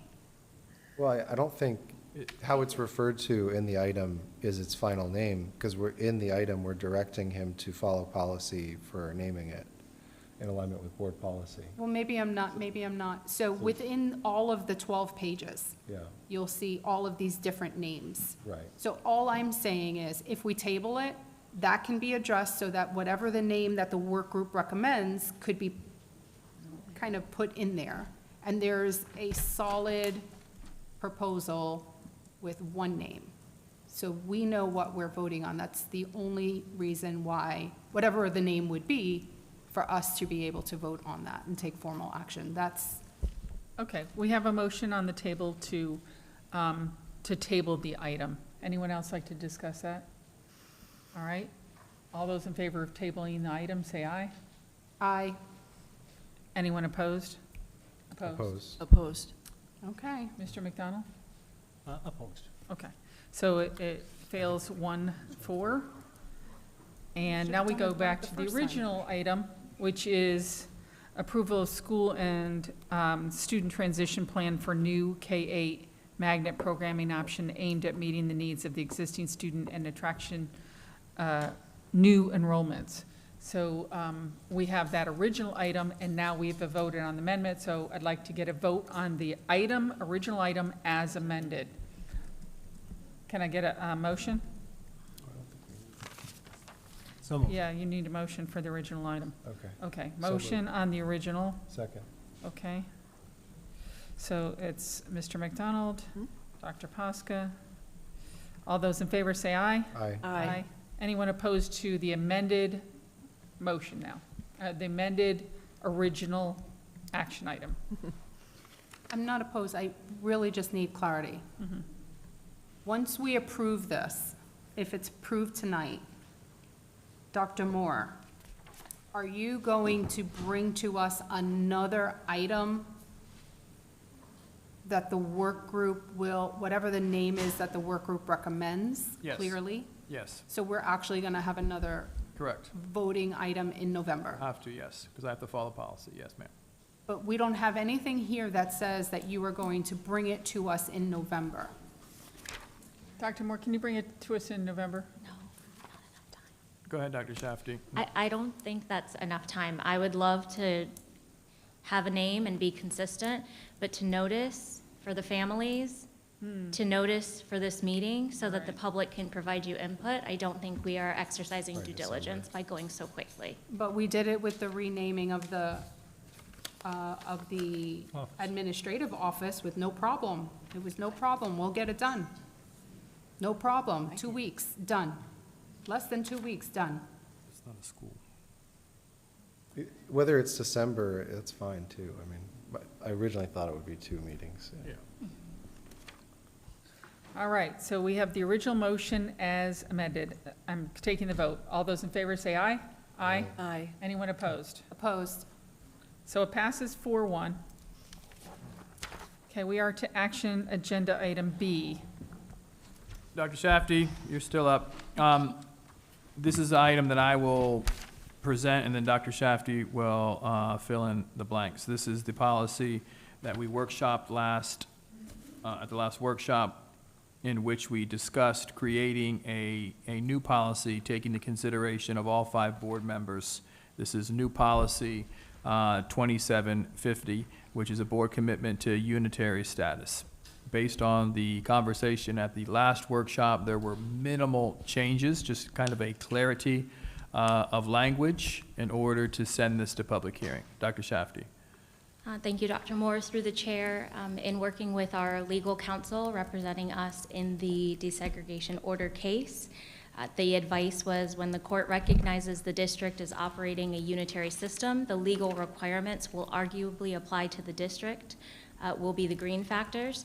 Feedback from board members were twofold in that meeting: a concise citation or definition of what the green factors were. So on page 1, there is a red asterisk, which will direct you to, in the printed copy, page 2, or towards the bottom of the policy, which has a citation of the court case referencing Green versus County School Board of New Kent County. So that citation has been added and highlighted. Additionally, board members exercised a commitment to student achievement. So I just wanted to reiterate that under superintendent commitment, section A, the continuation to monitor the performance and growth through the district strategic plan to ensure all student groups are part of operating a highly effective district is still there. Okay, That is the item. all right, thank you. Sending it to public hearing. Okay, so this item is to approve to set a public hearing date for the adoption of the new school board policy 2750. It is not to vote on the policy, it is just to set the public hearing. Just, I want to set that straight, okay? Anyone wish to discuss this item? Yes. Okay, Dr. Jones. When we went over this in the workshop, you know, I had concerns about the green factors and not having student achievement on there. If you look back at the Achievement Gap Oversight Work Group 2130 and compare it to this new one, you know, there are some changes to it that concern me. And I understand it's going to public comment, but I also believe that, you know, when this was voted on in '22 with a 5-0 vote, the main reason we voted for it is to say that whether we're on the board, the superintendent's here, that we will continue the work. We won't put this DSEG work group achievement gap on a shelf. We will continue that for our students. It meant a lot to the NAACP. It meant a lot to the judge in Miami. She said, you're very unique in doing this because you will make sure you continue all for students. And one of the main things that I still have an issue with is on the old one, it talks about, subgroups based on race and ethnicity, and active measures shall be defined as those which promote equitable, inclusive, and supportive educational environments. And in the board commitment here, it does talk about a unitary school system. Active measures shall be defined as those which promote supportive educational environments that are free from discrimination. As we all know, starting with the court order in 1967 with Sharpton versus Indian River County School District, there were a lot of needs. And I know as someone who's been in this community for many, many years, we have really, really, really worked hard, and we're continuing to work hard. So I guess what I'm saying is that, first of all, Dr. Moore, thank you in your new policy that you will still continue to meet with the NAACP on quarterly basis, because that is so very important. So very important for if we're here or we're not here. So I just have a concern that the green factors, I know what the superintendent is doing as far as achievement, but the green factors not having student achievement in it, it bothers me a little bit. And I just wanted to share that. Okay, anyone else? Mr. Rosario? Yeah, I actually think that, I mean, the more I think about this, I just think we need to get rid of the green factors. It was never there before.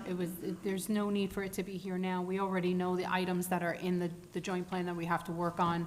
I don't understand why we're complicating a policy that really should be very simple. I know that I know all of this other stuff, but it's not a part of what we are dealing with right now in terms of this lawsuit.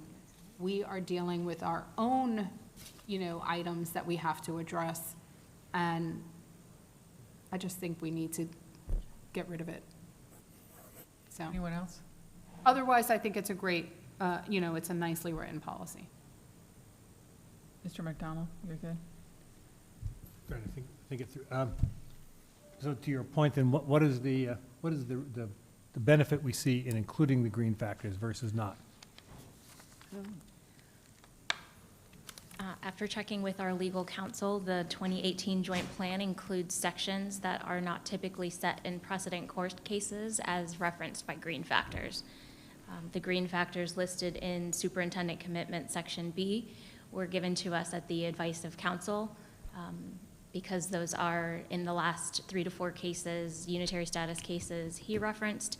These were the factors that were referenced, citing the court case in the citation.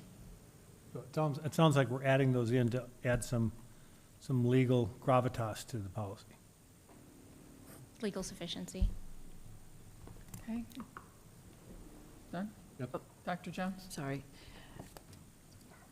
And I understand about the green factors, and I understand the court cases and so forth, but right now we are under the 2018 joint plan. And in that joint plan, it has all of the components. Yep. And one of the components is student achievement. Now, it doesn't say specifically, you know, you have to continue to hopefully lessen that number. I think the last time we looked at, with Dr. Moore at the workshop, still 20 to 25 points basically in English and math. So we are improving, and we're improving more than we have with Dr. Moore here. But I just think, even if we say the green factors here, it's the 2018 joint plan that is the federal court order that we're dealing with. So I don't think deleting that one part is going to do us any good when we go for unitary status. We can say, well, the green factors don't include student achievement. But that's not who we are. That's not what we want to do. We want to make sure we are doing our best all day long. And I'm telling you right now, our schools, our principals, our district staff, They are working their tails off, or going to continue to work. So that's the one issue I have, but because Dr. Moore is saying in his plan that he will work with the NAACP, I'm very much in favor of that, because the last plan crossed out the NAACP, or the last proposal, so I just asked the board to consider that. I think it's important that we stick with what the court order is for us, 2018 joint plan, and that includes student achievement. I agree. Are you suggesting, or would you like to amend that to add student achievement to that list of items No. particularly, or I don't know if that's what you're thinking? That could be a discussion with the board. Somehow we've got to have student achievement or not list the green factors, because I don't, and Dr. Moore, I'm sorry, the green factors, they would not usurp the 2018 joint plan. Anyway, am I correct? For the attorney? I'm sorry, can you ask your question again, Doc? The green factors, even if we put it in this policy, that would not usurp the 2018 joint plan that was signed by the board in 2018, obviously that we're still working on now. That wouldn't usurp it, or in a court case, would we win because we didn't make student achievement, or I just think we stick with the joint plan, which includes student achievement. We do, and you look at this superintendent commitment under A, we were very strategic in looking at engaging in the conversation and dialogue around all of the different subgroups, referring back to our district strategic plan. All of you know our district strategic plan is rooted in student achievement. No, I don't. May I? Yeah, go ahead. So, Go ahead, Dr. Foster. Superintendent commitment, subsection A, I think is essentially student achievement. It's obviously a whole paragraph describing how we would go about that. You know, we're using evidence-based instructional strategies. We have accountability, and we're looking across each subgroup. So this is student achievement. Subsection A is student achievement. Dr. Jones? Understood, but when we add green factors as part of the new policy, that does not include student achievement in the legal aspect, but our 2018 joint plan does. In fact, it's the most important component. So I understand the commitment. I 100% understand the commitment, and our superintendent updates us every quarter on how we're doing in all those areas. But when we add green factor to the new policy, that does not legally include student achievement. Ms. Rosario? Yeah, so I agree, Dr. Jones. The items that the current work group are working on that are in the 2018 joint plan are mentoring of new teachers and instructional staff, strategies for recruitment of African-American teachers, representation of African-American teachers and instructional staff, African-American student achievement, resource allocation, student assignments, transportation, and extracurricular or extracurriculars. Those items are not the same as what is included in the policy under the green factors. So I do agree that if we're going to have a policy that is talking about our joint plan and our commitment to the joint plan, or our commitment to reaching unitary status according to what is required of us within the joint plan, it should just say the items that are required of us in the joint plan and not the green factors. I mean, this is something that I brought up at the workshop. I just don't think that we need it.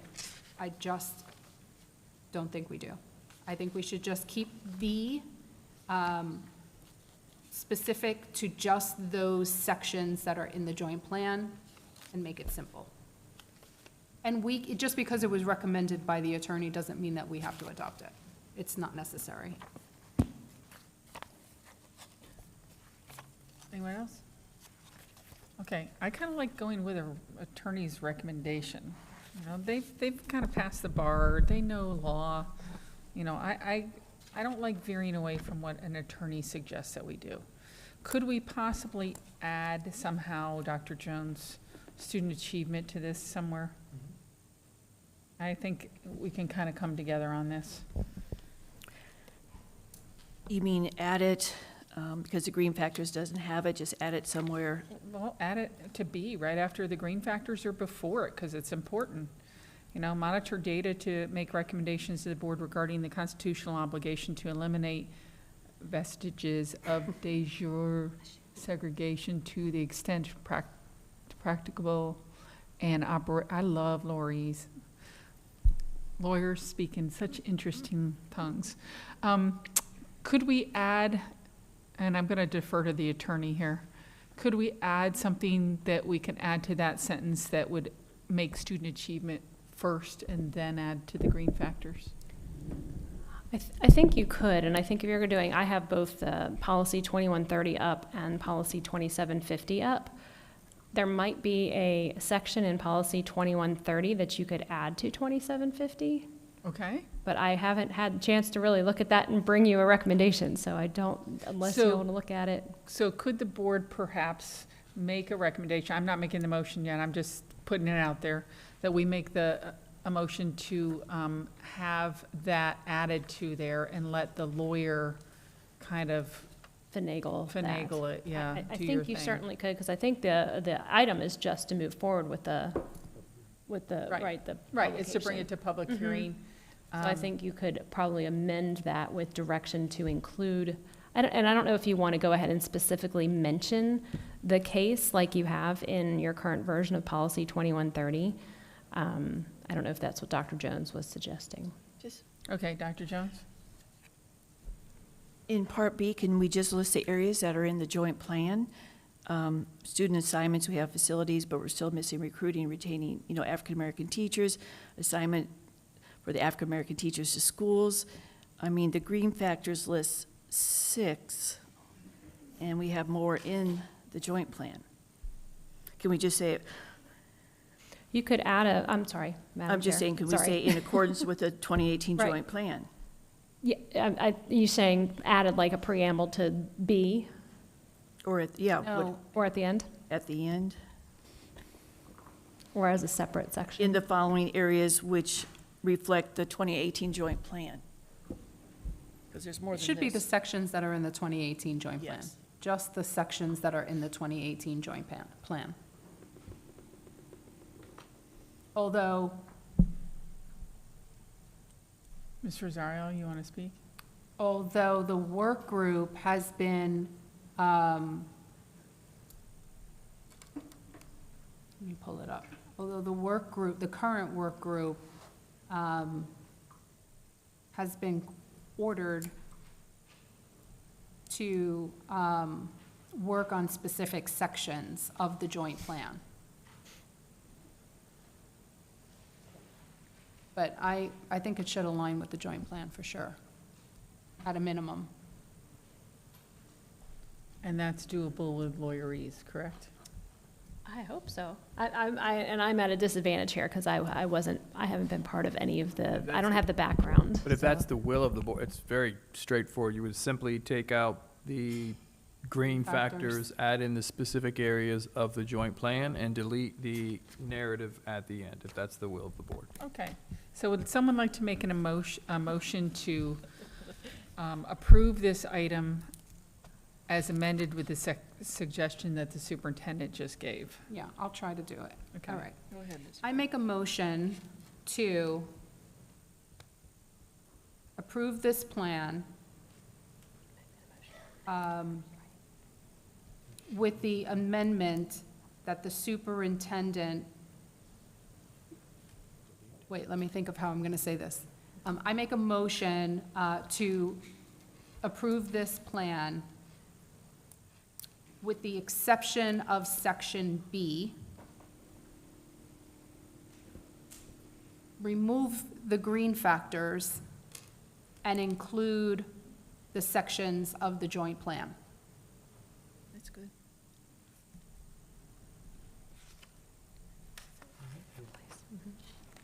Remove green factors and Replace with Joint plan All factors. components of the 2018 joint plan, to be specific. all components, okay. All sections, they're called sections.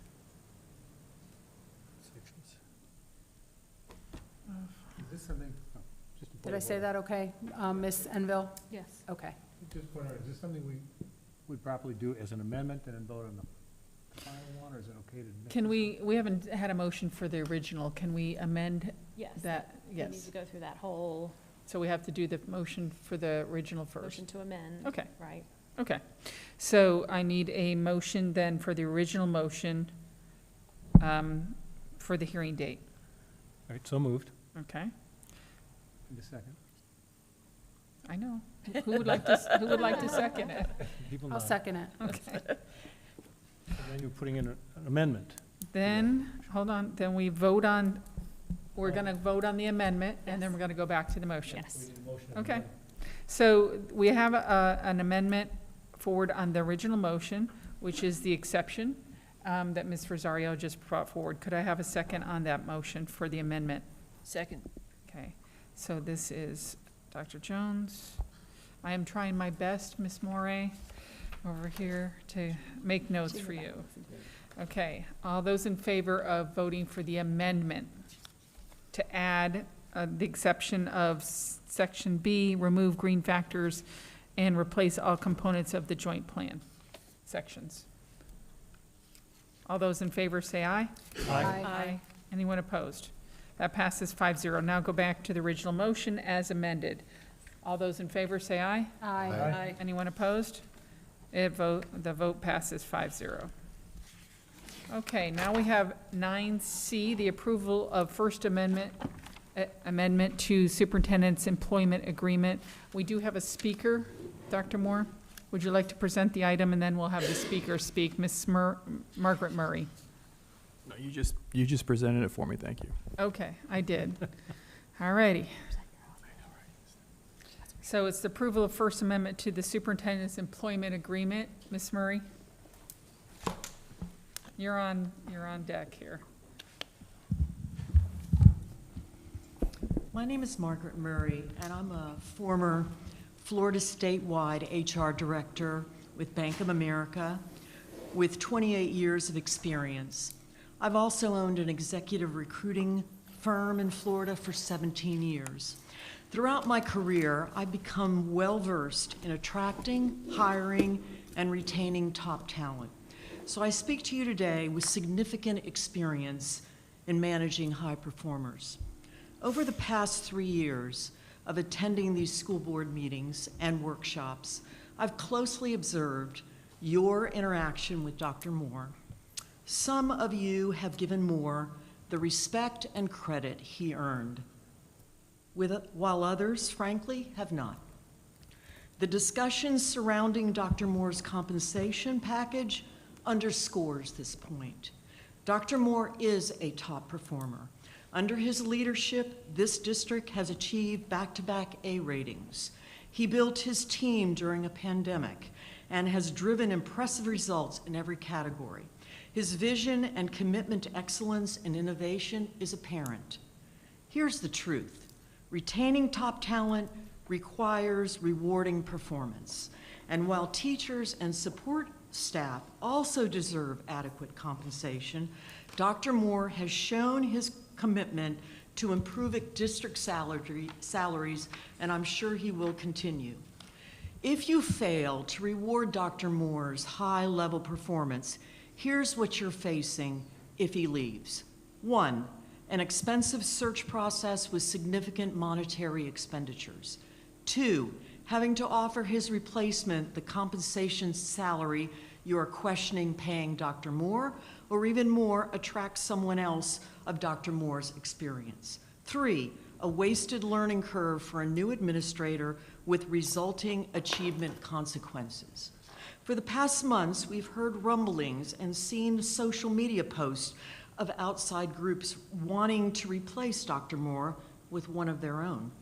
So ask yourself, are you truly interested in rewarding exemplary performance and bringing Dr. Moore's salary in line with other Florida superintendents to retain him?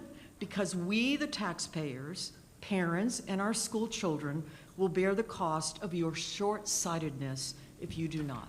Thank you. Thank you. All right, I need to call for a motion for approval for a First Amendment to this superintendent's agreement. So moved. Second. Pasca, Second. and Dr. Jones. Any discussion?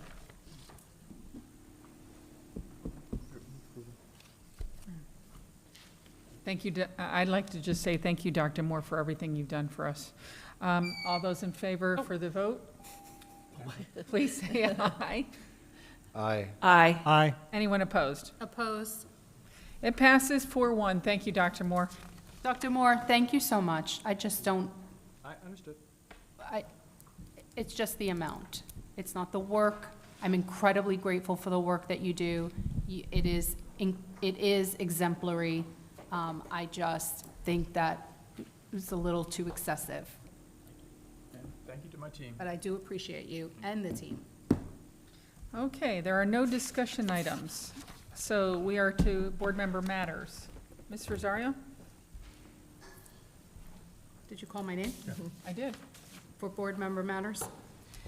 Okay, so, let me get my other list, make sure I got it right. November 8th is the deadline for any citizen who is interested in applying or being a part of board-appointed positions. Here at the district, we have the Metropolitan Planning Organization. That is one position. The Oversight Committee, citizen position, and then we have the Value Adjustment Board position. All of those applications are on our district website, or you can contact one of the board members if you are interested in the application. In case you can't find it, we can certainly guide you in the right direction, or Ms. Morey can certainly provide that application to you. But the deadline is November 8th to submit the interest for these positions. They are, of course, volunteer positions. And then we have, I went on the website, I know I saw it somewhere, and I'm going to refer to Ms. Maddox about school choice fair. I can't find it again, I may have just missed it. Can you give us a little bit of information about the school choice fair coming up? Sure. The school choice fair is on November 2nd. It's at Gifford Middle School this year from 10 to 12 p.m. And we'll have our school choice 10 a.m. to 12 p.m. What did I say? Yeah, okay, okay. Yes, not midnight. 10 a.m. to 12 p.m. And we'll have our school teams there. You can stop by and meet the teams. You could submit choice applications right at the school choice fair. And we'll also have some of our community partners. Kona Ice, I believe, will be there, and some chances for some snacks and fun family activities. Everything's free. So just to be clear, thank you for that information. So just to be clear for the community who don't really know what that is, they hear choice and they think, what is that? So just to be clear, that is an opportunity for parents everywhere within our district, within Indian River County, to kind of walk around as our schools are showcasing their attractors. What is the attractor program for each and every school that would be showcased, and then parents can walk around. The reason why we do this is so that parents understand that you are not tied to your local zoned school. If you live in the South County and you want to choose a school that's in the north side of the county, you can choose that school. You are not committed, or you don't have to be committed to the school, that's in your neighborhood or wherever your zone is. And that's why it's important for us to be able to push school choice, or to at least share the options with parents so parents can make that decision for their child. And that is from kindergarten all the way through high school. That's our school choice. The other thing with regard to school choice that I wanted to bring up is the New Worlds Scholarship for parents. Applications are being accepted now. The New World Scholarship, if a parent is interested, they can go to stepupforstudents.org. It is a scholarship that is available for parents from pre-K through grade 5. If your student has substantial deficiency in either reading or math, if they exhibit characteristics of dyslexia or dyscalculia, if they've scored below a level 3 on the most recent statewide standardized ELA or math assessment, or for VPK students enrolled in the public school or private school programs exhibit a substantial deficiency in early literacy skills based on the most recent progress monitoring results. Parents can apply for this scholarship to get the extra either tutoring services or any other services that is, available and applicable through Step Up for their child. So that is available for parents if they're interested. And I wanted to mention that as a follow-up to the school choice fair. The other thing, I went to the Vero Beach Powder Puff game. So much fun. I love it. I actually got a little, as I was watching it, like, where are the adults here? And the adults just, stood back, and the students did all the coaching, and it was really wonderful to watch as the girls played football. I also wanted to take an opportunity to offer my prayers and condolences to the families, both in Indian River, obviously in Indian River, and in the surrounding counties who were affected by the tornadoes and the hurricanes, and the hurricane that obviously swept through our community. Driving around and helping people, it really was just terrible. It made me very, very humble and grateful for the community that I live in, because Indian River really stepped up in all ways to provide and to help and to bring food or water or anything of the sort. So and we're still doing it. So I'm just incredibly grateful for everyone here. I also want to thank everyone for putting together, for the video, of course, for Parental Rights Month, and for whatever is happening in the schools, which we haven't received like an update on what individual schools are doing for parents. So I'm looking forward to receiving that, Dr. Moore, just as a follow-up for, the month is still not over, but if you could provide that, that would be awesome. But all of the recognition for parents is a result of a Parents' Rights Month proclamation that was supported by the board, so I'm grateful for the support. I'm glad that we are able to recognize parents in the way that we have. I did not anticipate that there would be recommendations, so Ms. Maddox, kudos to you for that. That's really nice to be able to kind of scroll through the page and see parents or community members recommending other community members in support of parents' rights and parent and guardian, recognizing them. It's really wonderful. I'd like to just clarify, Dr. Shafty, you have done an amazing job on the plan thus far for the classical school. I also just wanted to take this opportunity to just clarify, as I know that you're aware, this was an item that I am deeply committed to. I'm still going to be deeply committed to. I just didn't vote in that way because I think the plan just needed to include certain elements, which is why I originally, recommended for us to table it, and all of that, all those pieces come together. But otherwise, I am excited for the work. I stand behind you and your team and everyone in the district working towards this end. I wish I can go on Friday. I'm excited for the team that is going. If you want to tag me along, I'd love to go and take a look.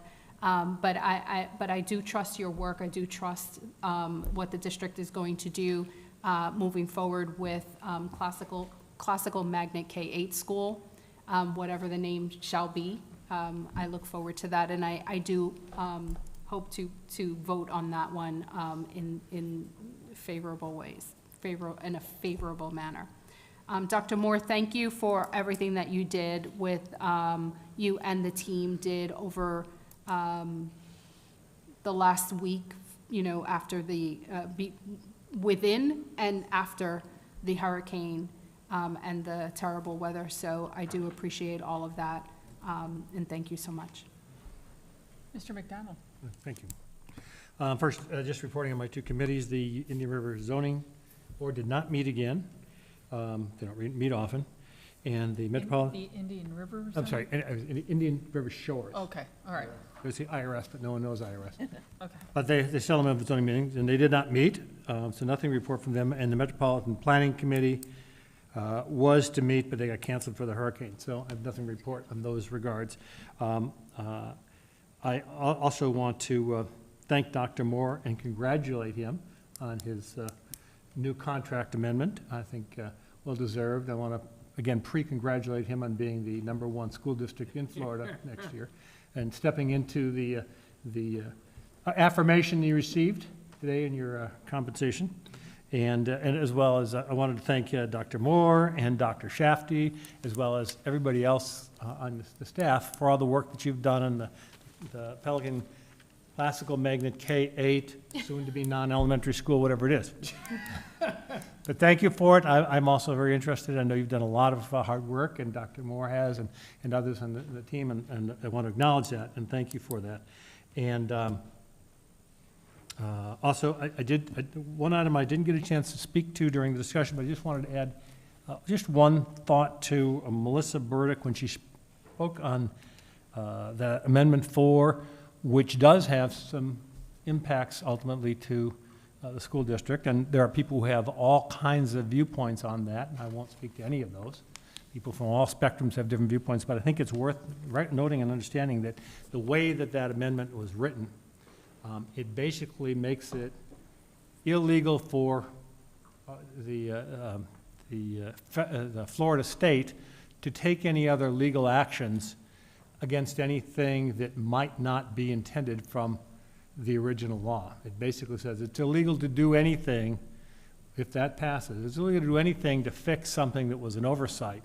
Things like not requiring doctors to do those abortions, and a lot of other things that may not be anticipated, people may not realize, but you do need to realize that amendment as written eliminates the possibility of any legal fixes to it without an additional constitutional amendment. So I think that's worth the community understanding, regardless of what your opinion is on the underlying topic, that you know what's coming up there. And I did want to, as Ms. Rosario mentioned, just acknowledge our sadness for what happened in Vero Beach and in River County and up and down the coast. My previous house was sort of in the center of the tornado, and the house is still standing, lost a lot of trees. Everybody on that block had some significant damage. All around that area got damaged. On the way home from the hospital today, I had the chance to drive behind the village market. A friend of ours who we spoke to right after that, they were in their house, and he jumped up and said to his wife, "Something's wrong. We gotta run downstairs." And as they were running downstairs, their sliding glass doors exploded. A couple of minutes earlier, a couple seconds earlier, they would have been shredded. There are, I'm sure, a lot of stories like that. I saw a house today that did not have any roof structure at all. That was a couple blocks down. Just a lot of destruction, a lot of lives that were torn up. We were blessed to only lose a tree limb or two. So every time I see that, I am grateful that it didn't happen to us, but I'm also reminded of the tragedy that these people have to deal with. So I just wanted to, I saw it today, I wanted to reiterate that. Dr. Jones. Thank you to all people in our district who helped in shelters, all of you, principals, district staff, support, custodian, and maintenance. I've done that about 5 times, a lot of work, and I appreciate all of you. And thank you to the schools for being there for our students when they returned. On that Monday, our first day back, I went to Beachland and Gifford. They were the last 2 schools for electricity. And what I saw them do, the principals checking on the families. They knew who they needed to check on just through, their contacts with parents. So, and for getting the electricity on pretty late, those schools were sanitized, ready to go, and they looked really, really good. Again, congratulations to Principal of the Year, Letitia Whitfield-Hart, and AP of the Year, Greg Ahrens. I was there when we awarded those, and it was a great, great time. It was really hard getting Mrs. Hart into the cafeteria. She didn't want to go in. She talked to me a little bit about that today. She said, I've got evaluations, and the AP kind of had to force her. But all of our principals, thank you for what you do on a daily basis. Trunk or treat, I agree. But Dr. Moore was quite windy that night, but that pre-K and what Mrs. Flood does with our students in pre-K is absolutely wonderful.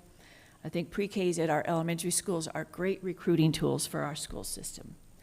Speaking of people stepping up, I was proud to be part of an activity in Gifford last Wednesday, Thursday, and Friday. We served 400 to 500 meals that came from the Red Cross through Cracker Barrel.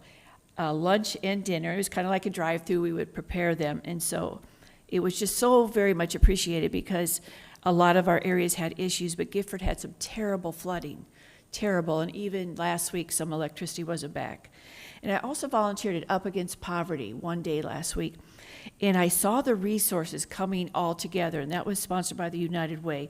And then Dr. Moore and his team getting that information on our website for teachers or anybody who needed extra help, whether it's through EAP or just flooding or paying rent.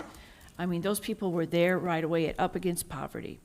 Crown Jewel Festival was great. We didn't have as many bands this year because they had to change the weekend because of the storm. So, but it was a wonderful night.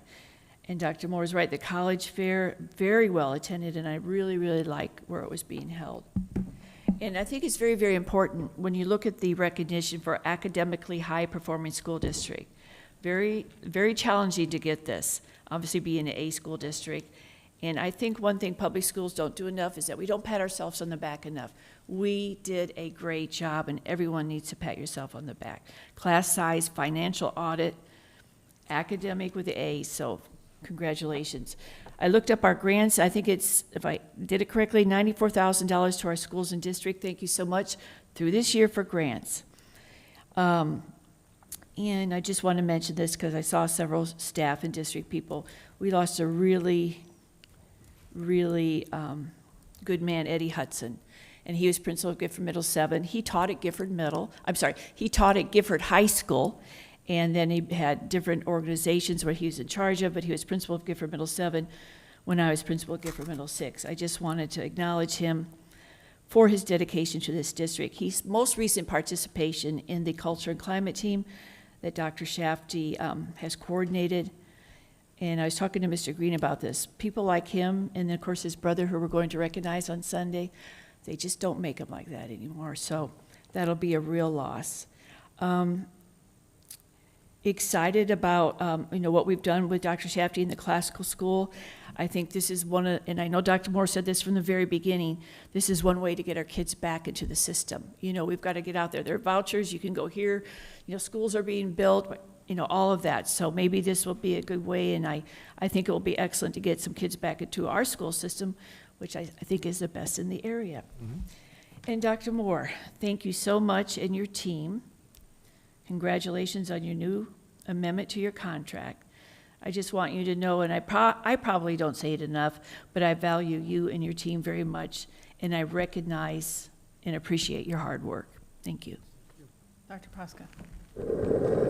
Yeah, I mean, Hurricane Milton, I know we all probably are bringing it up, but Hurricane Milton was, most of us probably expected it wasn't going to be much of a storm for us. It's coming from the other coast. By the time it gets us, it really shouldn't be that high of a wind force, but it looks like we had about 40 tornadoes that touched down in the county, and instead of what we're used to, maybe an F0 that's fleeting and doesn't really do much destruction, that's very small. Some of these were F2s or even F3s. The one in South Vero, PSL, was over a mile wide. They lasted for a significant amount of time. They were bigger, they were stronger. There was a lot of them. And I think, a lot of us in Florida were used to those tornado warnings during hurricanes, and it's, we call it alarm fatigue in the medical business, because you hear alarms all day long and you don't always respond to the alarm the same way because you get used to it. But clearly we need to probably take these tornado warnings very seriously, get into a safe structure, don't be out and about. I think beyond obviously the destruction that we saw, and unfortunately, people obviously lost their lives, and I'm not sure what the exact count is, but I think it was maybe 20 or more even, is some of the numbers I heard from people. But beyond the devastation, I think the silver lining was how people came together after the storm. As soon as kind of the winds passed, people are, if they had communication, they're trying to get a hold of their friends, their families. They're checking in to see who's okay, what's going on in your house. Were you flooded? Did you have a tornado? And then, just doing debris cleanup and stuff. Some of the stuff I saw was just really nice. Neighbors coming together that, they lived to get next to each other for a year and a half, and now they don't have a fence, and they walked across each other's yards and they're chatting for the first time. And they're helping each other. They're sharing generators, and the way our town came together, I think it's very noteworthy, because in some places when you have a big disaster like this, and it was very significant, crime goes up and a lot of bad things happen. Here, we saw unity and people trying to help each other, and I think that is unique. We live in a great town, we live in a great community, and I think the silver lining is, we do have wonderful neighbors. Okay. A couple things. I had a zoning and planning meeting, but there was a hurricane coming, so they canceled that.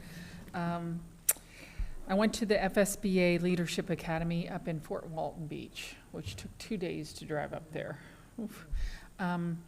It's interesting because the area has a lot of military. And so there was this beautiful beach ball on top of the resort. Well, it wasn't a beach ball underneath the beach ball. It was sonar radar for the military planes that were buzzing the beach. So it was quite an interesting thing with no internet and no spotty wireless service. And little did I know that I would come back to that because of the hurricane a couple days later. So like you said, it was amazing to see the outreach, and it's still continuing. I was able to go down to Lakewood Park, which was one of my former schools, and donate to Lakewood Park Church, and they're still taking donations. If you haven't been down there to see the devastation, it's pretty incredible. The other place I went to is Up Center as well, and I got to clean the entire cereal aisle, and that was a lot of fun. So Beachland and Indian River Academy, I got to walk those campuses on Monday morning and Monday mid-morning to just kind of look at the devastation. And I got to give a shout out to Vero Beach Police. And I actually called the police chief, Curry, because what I noticed was when I walked the outside of the campus, I noticed where the trees had taken down the fencing. And so we had this temporary orange netting up. Mm-hmm. That's not going to keep away everybody, right? But what I saw that impressed me was that they had Vero Beach police cars at every one of those areas that had been breached. And so they were sitting there with police officers, and they're monitoring our schools. And so I thanked him on behalf of the board and said, that was really impressive to see that happen. So I appreciated that. I was amazed at how those schools looked on Monday.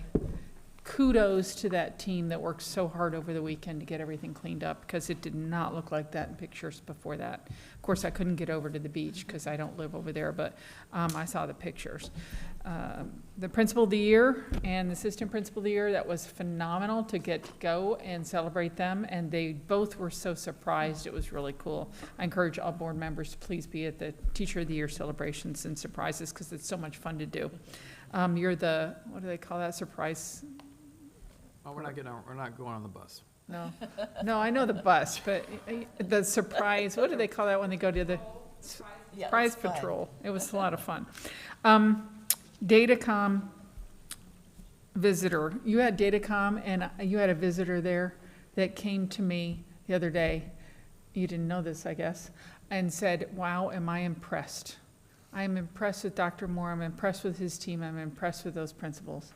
And he was just wowed by what you do at Datacom. Crown Jewel, I wish I could have gone. I wound up having surgery, so. You're both excused. Thank you. I'd rather have been there. School Choice Fair coming up. Thank you for mentioning that. My grandson went last year and kind of perused as a 4-year-old. This year he just turned 5, so we're all excited about what school he might choose to go to because he was all excited about the robots. So we'll see what happens there.